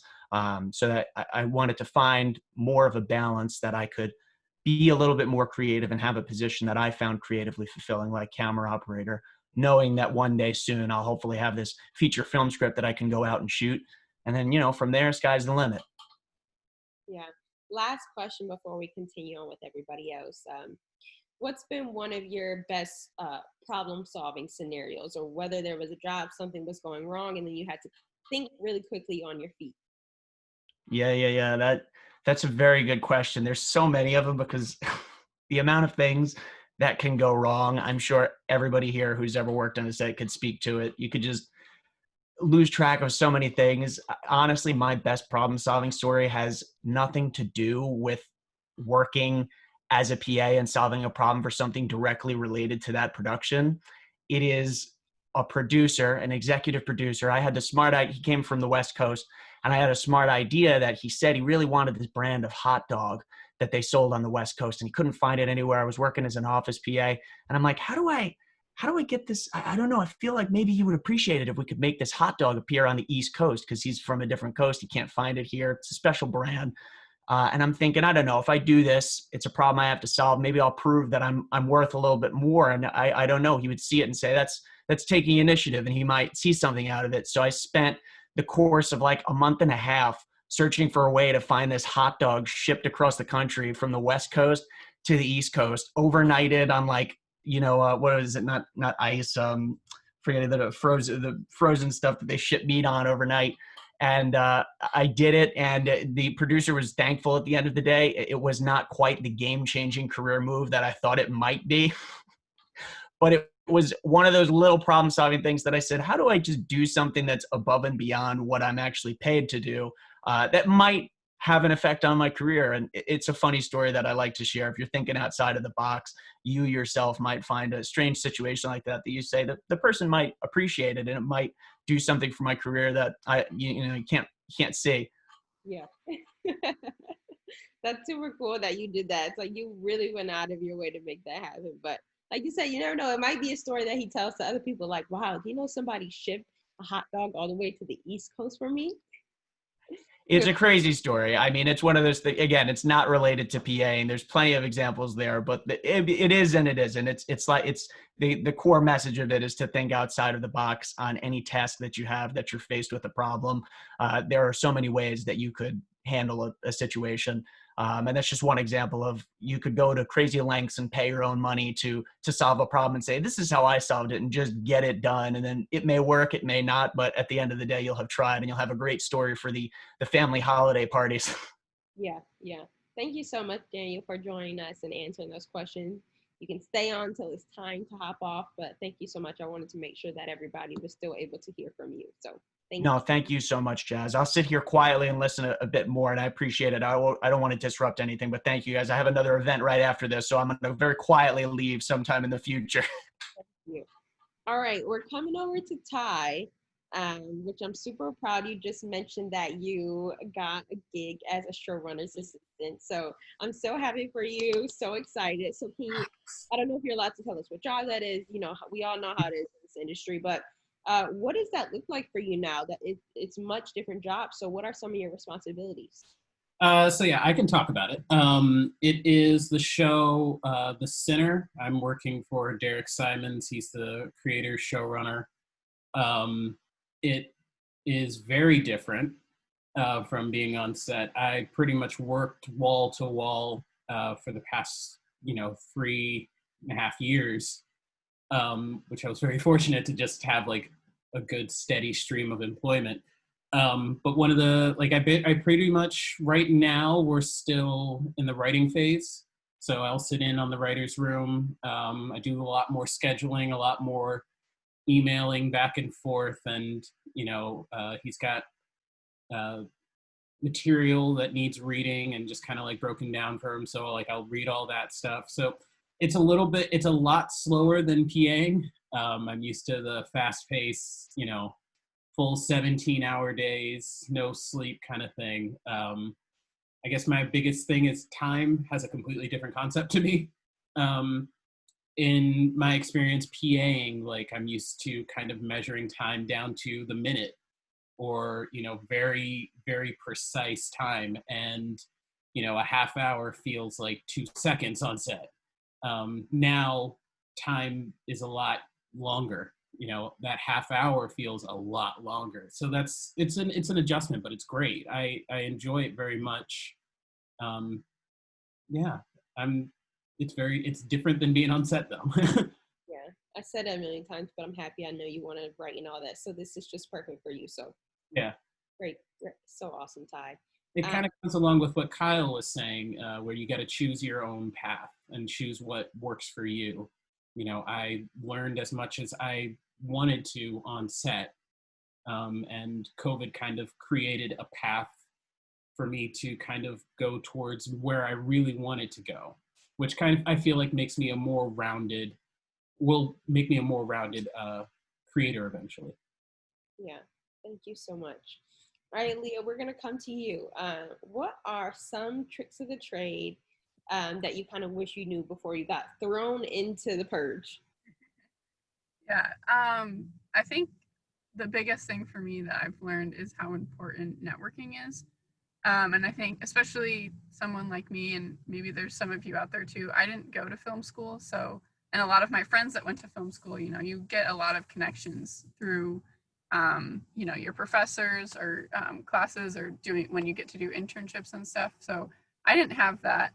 And so when I got my first job, and actually it's interesting because when I first started on the purge, I started in the office. And it was like basically the two busiest weeks of the office. So it was like the week before we started filming, and then the week of filming. So they have, you know, everyone's coming in from who knows where, you know, LA or New York, like they're getting into their hotels, and, you know, it's the end of pre-production. So it was very, very busy, very hectic. And I literally had no idea what I was doing. I didn't even know that like production offices were a thing until I got this job. So I was just very out of my comfort zone. And I only worked there for about 2 weeks before, like, they only needed me for that long. And also I think the fact that I didn't really know what I was doing was kind of showing. So, but while I was there for 2 weeks, I had got to know the second that was actually going to be on set. And so I just, you know, I was like, okay, after they had told me that I wasn't going to be in the office anymore, I was like, okay, now I'm without a job. I had quit my coffee shop job that I was working before that. So I didn't really want to go back to that. I could have, but I didn't really want to. So I was like, how do I still, like, you know, I had gotten the bit with the movie bug, I guess, and I just wanted to be in any capacity, be on set or whatever. And so I just sent a text to the second and was like, hey, you know, we met in the office. If you ever need any PAs on set, like, I would love to be there. And something along those lines. And he texted me back and he was like, yeah, we actually need somebody tonight, which is how that kind of goes sometimes. And so it was that shoot was, I think, mostly overnights. So that happened to be an overnight shoot, and I just showed up. I did lockups for 3 weeks or whatever, and just got to learn so much. And through that, like, even like I met there was a lot of local people that worked on that. So I got to meet a lot of the people who work in Buffalo, and, you know, started networking through that. And I think especially for me, like, my personality isn't like, I'm not like a super like going out of my way. Like, it's kind of scary networking a little bit, I think. And just putting yourself out there and saying, hey, like, I'm, you know, I want to be here, I want to work. But if you do it and you just like push through it, then, you know, you get jobs and you get to work on set and be there. And it's a lot of fun. So I think, yeah, networking, I didn't realize how much networking was a thing until I took it. Yeah, it's so important for sure. It's all like word of mouth and how a lot of people get jobs. So yeah. I'm glad. Guys, can I just say something really quick about networking? I'm sorry, I don't mean to interrupt. I just wanted to say, in my eyes, what I've learned, and I've been in this industry now since 2013, is that networking is important, but it's more important that the right people just remember who you are. Because what I've found is that people will come up to me and they'll say, hey, Chaz, blah, blah, blah. They'll start talking to me and I'll recognize their face, but do I remember who they actually are? And so, you know, networking is to that extent. You just want to be remembered so that someone remembers your name and recognizes your face and so on and so forth. You don't have to, you know, go out and be buddy with them and, you know, paint their nails and have a beer with them or whatever. But you should at least be able to make yourself like just to be remembered. And so that when another job comes on, they do remember you, and that's how you end up getting hired again. You don't have to be their best friend. And I think some people don't realize that, and they try really hard to make best friends with people they think that will help their career, and it ends up backfiring because of that. So, you know, if you want my opinion, just make sure that you are memorable. Yeah, since we're on you, I was coming to you next anyway. Any other trade that you want to share? I'm sorry, say that again. I said, any other tricks of the trade that you wish you kind of knew before, or that you want to share with us? Definitely the difference between networking is a big one. You know, besides that, being punctual is very important. And punctual is not arriving to set when you're supposed to, but it's being on set, already ate breakfast or whatever the case may be, and ready to do a job at the time you're supposed to. If you don't understand that concept difference, you're gonna struggle in this industry, especially as a PA, because we get to set earlier than crew on purpose for a reason, and which means that we should be earlier than our call time because we also want to have time to park and get breakfast and chat to your friend or whatever you want to do. Just even put on your surveillance for your walkie. I mean, you should be ready to do a job at the time that your call time says, not arriving at that time. So that's just another big one. Super important. Super important. Randi, I'm coming to you.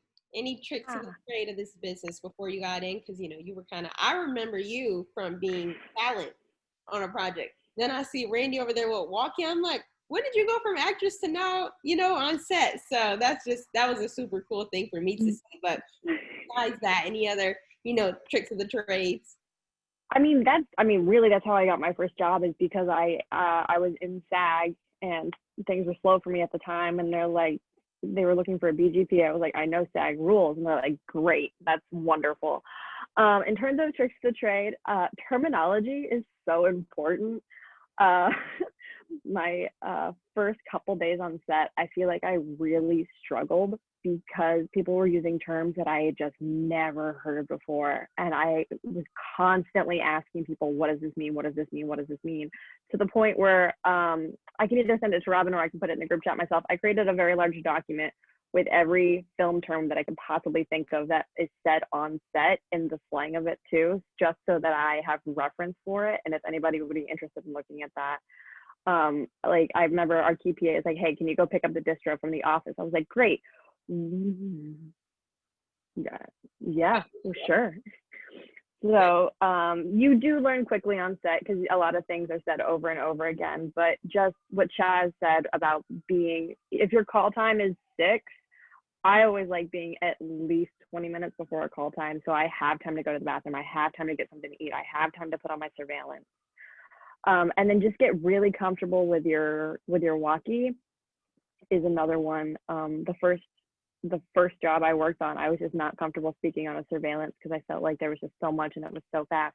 You have to be kind of confident in yourself to allow your voice to be heard, because what you have to say is very important to what's going to happen on set and could affect the rest of the day. So take a breath, listen, always listen. That's the first thing I tell anybody when you get to set. More than anything, once you put your walkie in your ear, you have to be listening, because you could miss something and it could totally mess up your schedule, someone else's schedule, the overall schedule. But anybody that can listen and take direction is like, just be willing to go that extra mile. So those are some things that I wish that I kind of just got more of a heads up of before I dove right into this.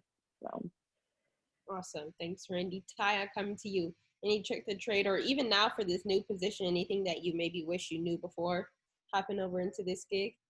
I'm still figuring this gig out, so I'll get back to you another time on that. I guess with PAing, the one thing that I wish that I would have known before I started is that you have to look out for yourself in many different aspects. There's a lot of this job that, especially when it comes to paperwork things, the paperwork PA generally, the paperwork PA or somebody else will fill out your time card for you, because there's their job to keep track of all that stuff.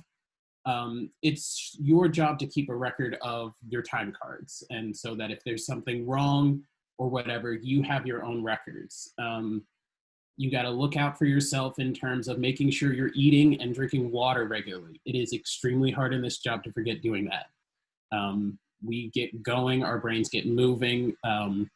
We are very tired usually. And so forgetting to take care of yourself in the physical aspect is very easy. Like making sure that you have like the right shoes for what you're going to be doing for that day. There is absolutely nothing worse than being stuck in the middle of the field for 12 hours in sneakers when it's raining. That's happened and it's awful, it's terrible. So making sure that you are looking out for you is extremely important. And that's something that nobody's really going to tell you before you get in. And then once you get in, you know, we're all working. So we're all kind of focused on work. So you got to make sure that you're looking out for yourself, both professionally, knowing what's going on for your job, knowing what's going on for the show in general, and yeah, just kind of being fully attentive in all facets of your work life. Definitely work will consume you and you'll forget to eat. You'll make sure the other people eat, but you'll forget to eat. So definitely important, Ty. This question, everybody does not have to answer.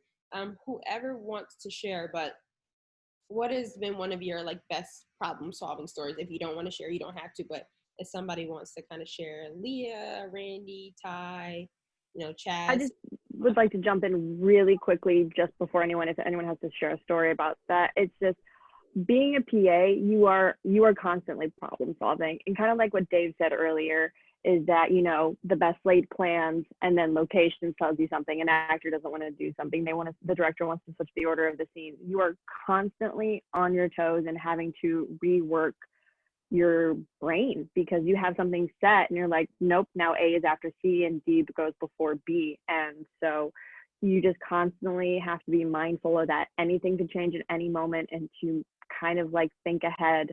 Thinking ahead is really the name of the game when it comes to like just trying to get through your day. So I'll leave it to a story, but just in general, that's what I would say is one of the biggest things that as PAs we do. Thank you, Randi. Anybody else want to share something?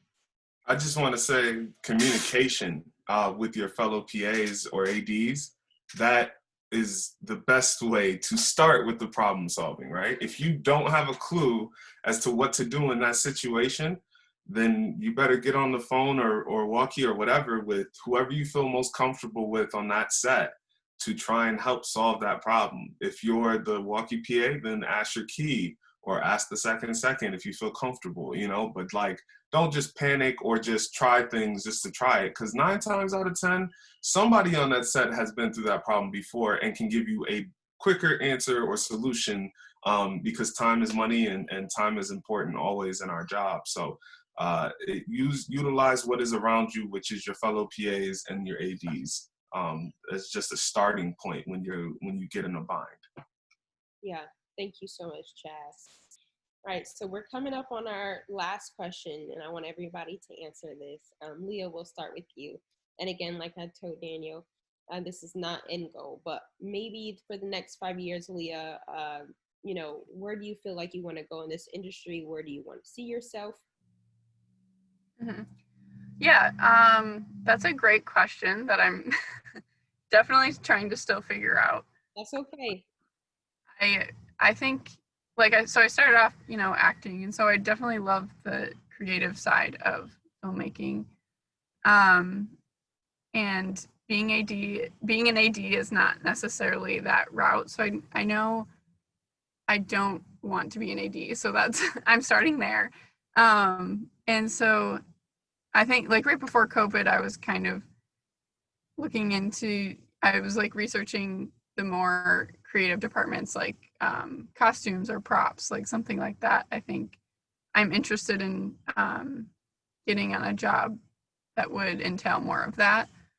And the next, you know, now that things are starting to start back up again, getting into one of those departments. I think I still enjoy acting, so I like doing that. But I think as a day job, I guess I should say, doing a more creative department in the movie world is where I'm going towards right now. Awesome. Thank you. And girl, we all still figuring it out. So yeah, it's very smart. Like you said, well, I know I don't want to be AD. Well, there's a step. Now you know something you definitely don't want to do, so it's off the table. So we're all, still trying things out, eliminating it. But that's why, a PA is a good way to route, because you can kind of figure out where you want to go, or you start off by saying, well, I don't want to go there, but I'm still unsure about this. So you in the right spot. Just keep figuring it out.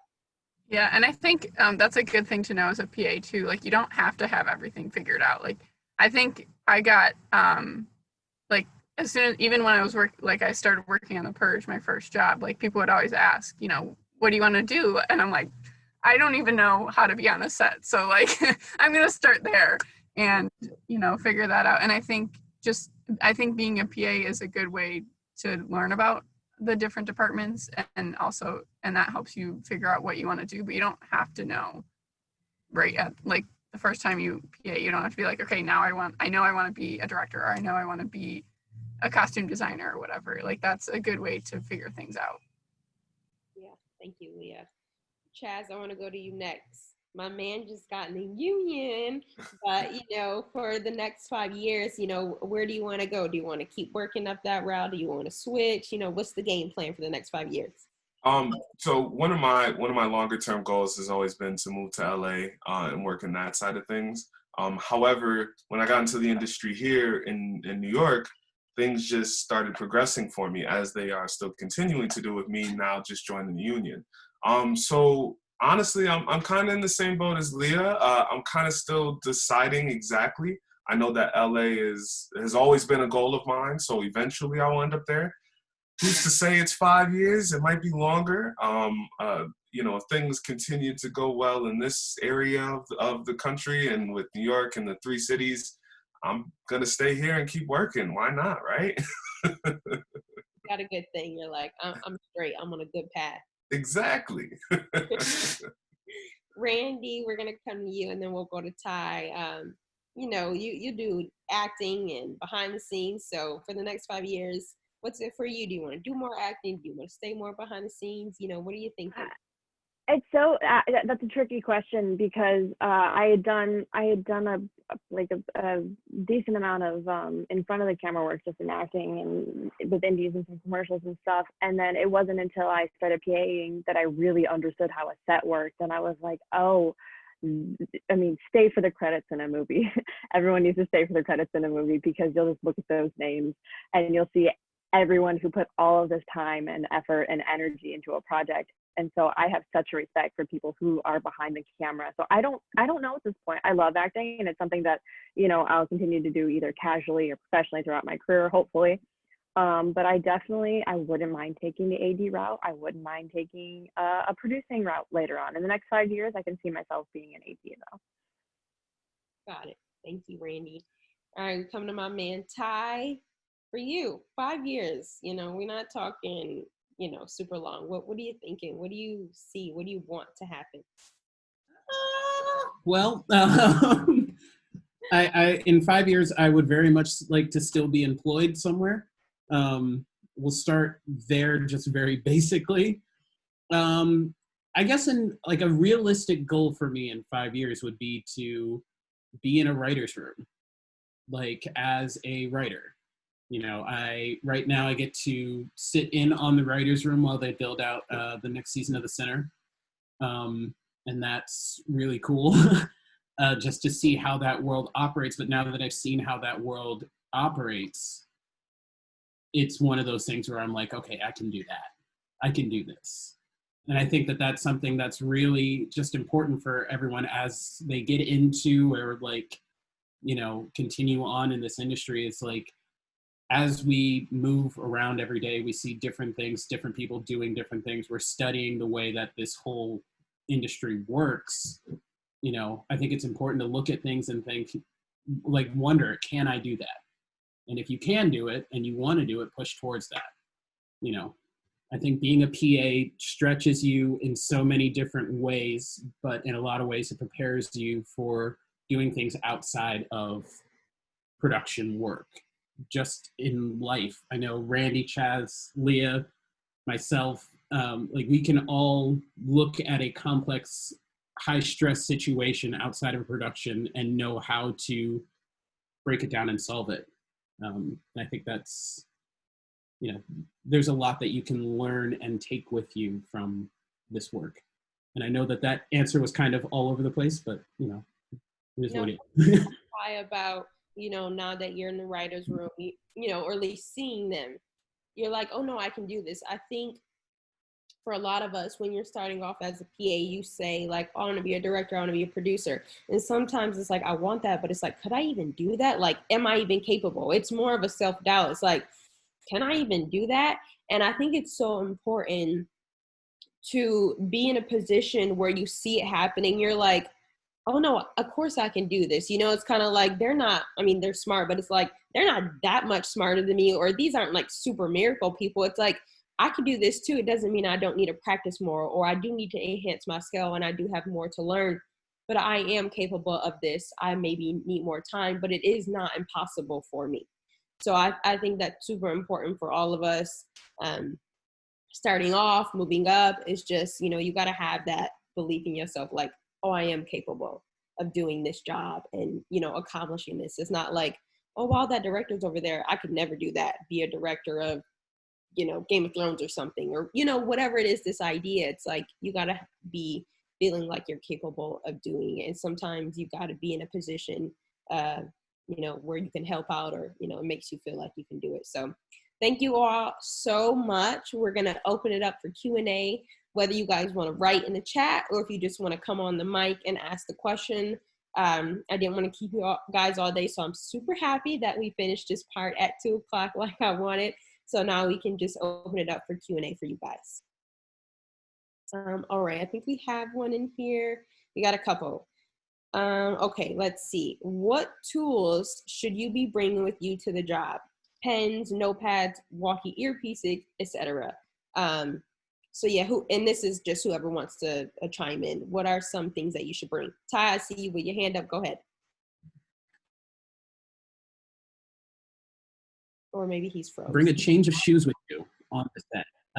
It's helpful depending on whatever the weather's doing, but also if you change them in the middle of the day, it saves your feet a little bit. So it's a random one, but a change of shoes is very helpful. Yeah. There's another one, and I can answer this a little bit, and whoever else wants to chime in. Any advice for how to get those first PA gigs while juggling a current regular job? How much does full availability matter? Is it possible to get work even if you have to say I have availability only on these certain days? I'll answer a little part of it, and then I'll let somebody else take over. I think when you're interning, it doesn't matter as much. They can be flexible.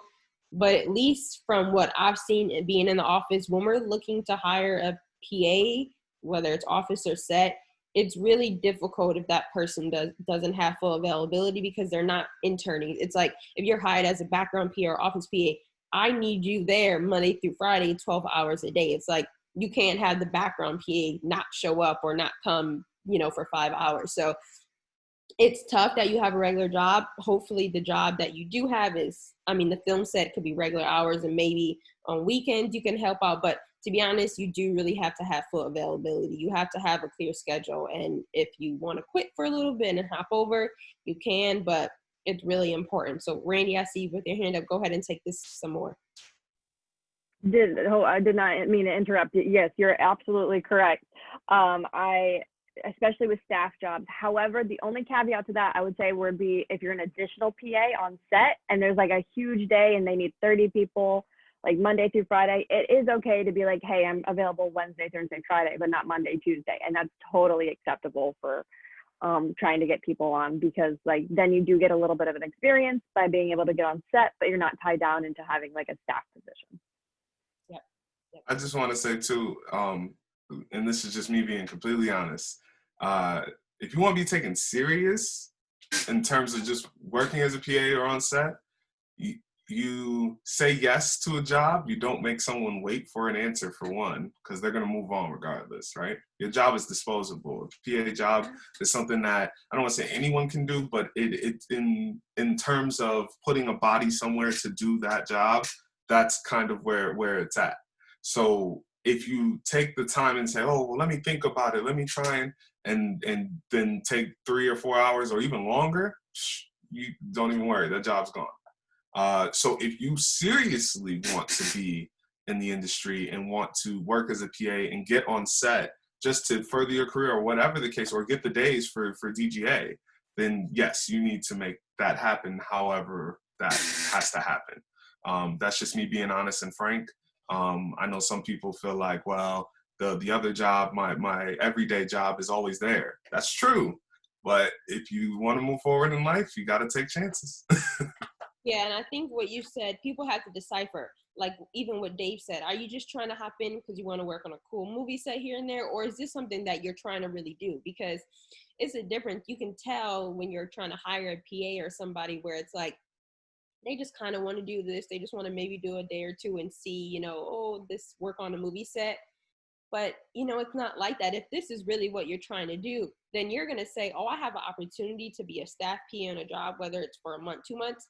If this is really what you want to do, you're going to leave most of the times that full-time job. Now, again, I will be honest and say, and act like money is an issue, especially if you're older and you have kids. That's a whole nother situation where finances come into play. But if you have the ability to say, no, I'm going to just stop and dedicate my time to this, then it's tough, but you have to, because you got to have full availability. So it's like, are you trying to take this serious or just do this, for play? So any other questions, you guys can, again, type it in the chat or come on and ask them. I'd just like to jump on one more time real quick. Back to Glenn's question about what you should bring with you. Always have pens. Always have a pen on you and always have something to write on. Always. You never know when you're like, hey, I need you to go do this. Write this thing down and go do it. Because if you're fumbling, you're going to get passed off to the next person. I'd say a pen, a Sharpie. I wouldn't worry too much about an earpiece. Generally, if you're being brought onto a set, they'll provide you with probably not a sleek in-ear surveillance. You'll probably get what we call either a McDonald's or a BK, which is a big thing that goes over your head. But yeah, always have something to write on. Always be able to write something down. And carry a snack on you because you're going to be standing somewhere for a long time. So either hit up Crafty before you go to your lockup or bring something with you. Brain, you had your hand up. Go ahead. Hello. Chaz, it was actually something you said that made me think of this. I'm curious, just how does having started as a PA affect how you treat PAs that you work with now, especially on those like really tough days when everyone's having a time and a half? What do you do to like kind of encourage the people you're working with?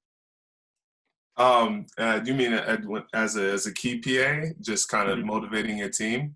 Yeah, or really anything past a regular PA when you do kind of climb up. Right. That's a good question.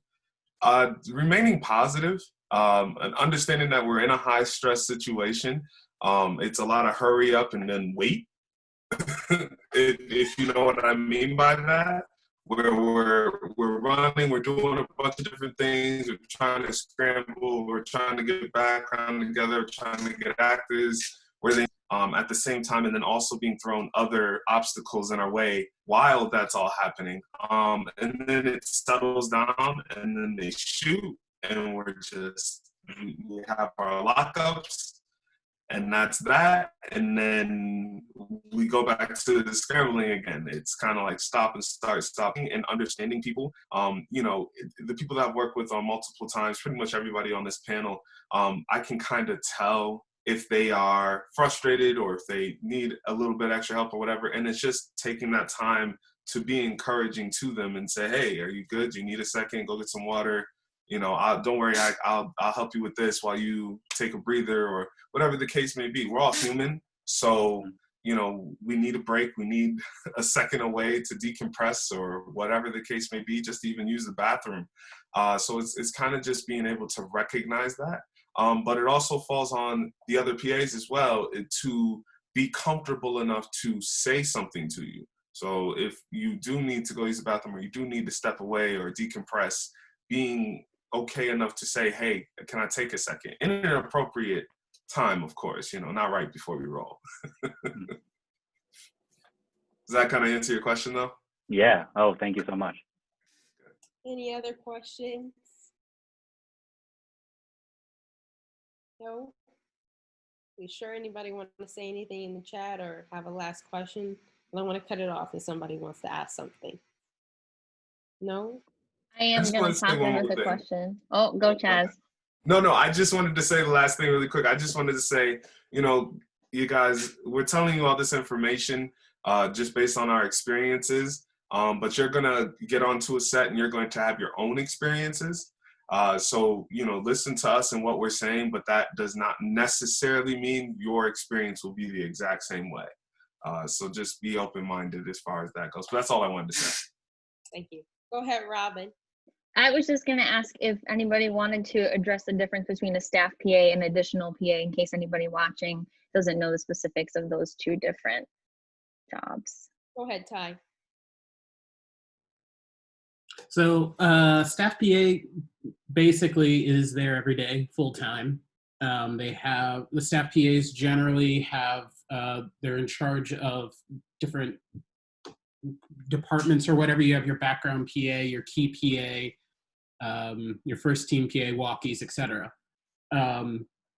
Additional PAs come in to support usually. Generally on bigger days, especially here in New York, if we're, when I was working on Younger, we'd have shoot days in Midtown, and we would have 10 additional PAs just for lockups or to help with first team. The additional PAs come in to support what the staff is doing. Sometimes those additional PAs will be experienced people, like with a lot of experience, or who usually staff and are in between jobs. Sometimes those are newer people. And I mean, like being an additional PA is a really good way to just start getting into this industry, because as I'm looking here now at my fellow colleagues that I've worked with, this industry is incredibly small. It is incredibly small. So working as an additional PA, it gets your name out there. It builds a little bit of a resume. You start working with people over and over again, and eventually that's how people start hiring staff PAs, because those recommendations get around. Networking is important, and additional PAing is a really, really good way to network. Thank you. Thank you. Any other questions or any other comments before we kind of close out? Anything else anybody wants to say? I would just like to say real quick, if you're really serious about wanting to be a PA, one of the best pieces of advice I think I could give is just be reliable. Like if you're stuck at a corner for 15 hours locking it up when we're rolling, and you do that job well, you're gonna get moved closer to set. And then if you are closer to set and you do whatever job they give you there well, you're gonna get put with first team the next time you come on, because they know that they can count on you to take direction, follow direction, and make sure that it goes smoothly. And then that's how you work your way up. You're going to start far away. You're going to get a little bit closer every time you prove that you're reliable and can listen. But that would be my biggest thing, is when you make it onto a set. Yeah. Anything else before we start closing out? Going once, going twice? Nope. Well, everybody, thank you guys so much. Chaz, Randi, Leah, Ty, Dan, who had to leave, Dave, who's gone, Kyle, who's gone. But thank you all so much for taking the time to share all this awesome information. And it's so important, like Chaz said, we're telling you about our experiences, but you're going to go on a set, hopefully, and you will have your own completely different experience. So definitely just take what we, say as a grain of salt, just as, leading, but it will not be the same for you. But again, I hope this helps. Robin put a lot of stuff in the chat. There's Facebook groups in there. The book link is in there. Randi's whole document is in there. And again, shout out to Hannah, Film Neighbor Network. Thank you guys so much for putting this together. We really appreciate it, and I know they appreciate it as well. I do want to give you guys a couple things. If you go to their website, check out their merch. They have, cups and shirts. Robin, if you want to stand up, Brayton, I think someone else who has a shirt in here. The Film Network to just support, because they put this on for free and they all take their time, and it's a lot that goes into it. So if you just want to support and help them out, get some of the merch. And then we do ask, they always do some awesome charities to donate money to, and some of the proceeds from the things that you buy will go to the charities as well. And this Zoom class is Ronald McDonald's House and Comic Relief Charities. So definitely check those out. Again, thank you all so much. If you want to check out the chat for some of those resources in there, there's some great ones in there, some Facebook pages, some docs. And then there's also a podcast that I started about 2 years ago called Crew Only Podcast. Ty's been on there. Hannah's been on there. I've had some great people. And that is a little bit personal and more in depth, where I'll spend 30 to 45 minutes talking to one specific person about their journey, their pay, how they get in, how they maneuver.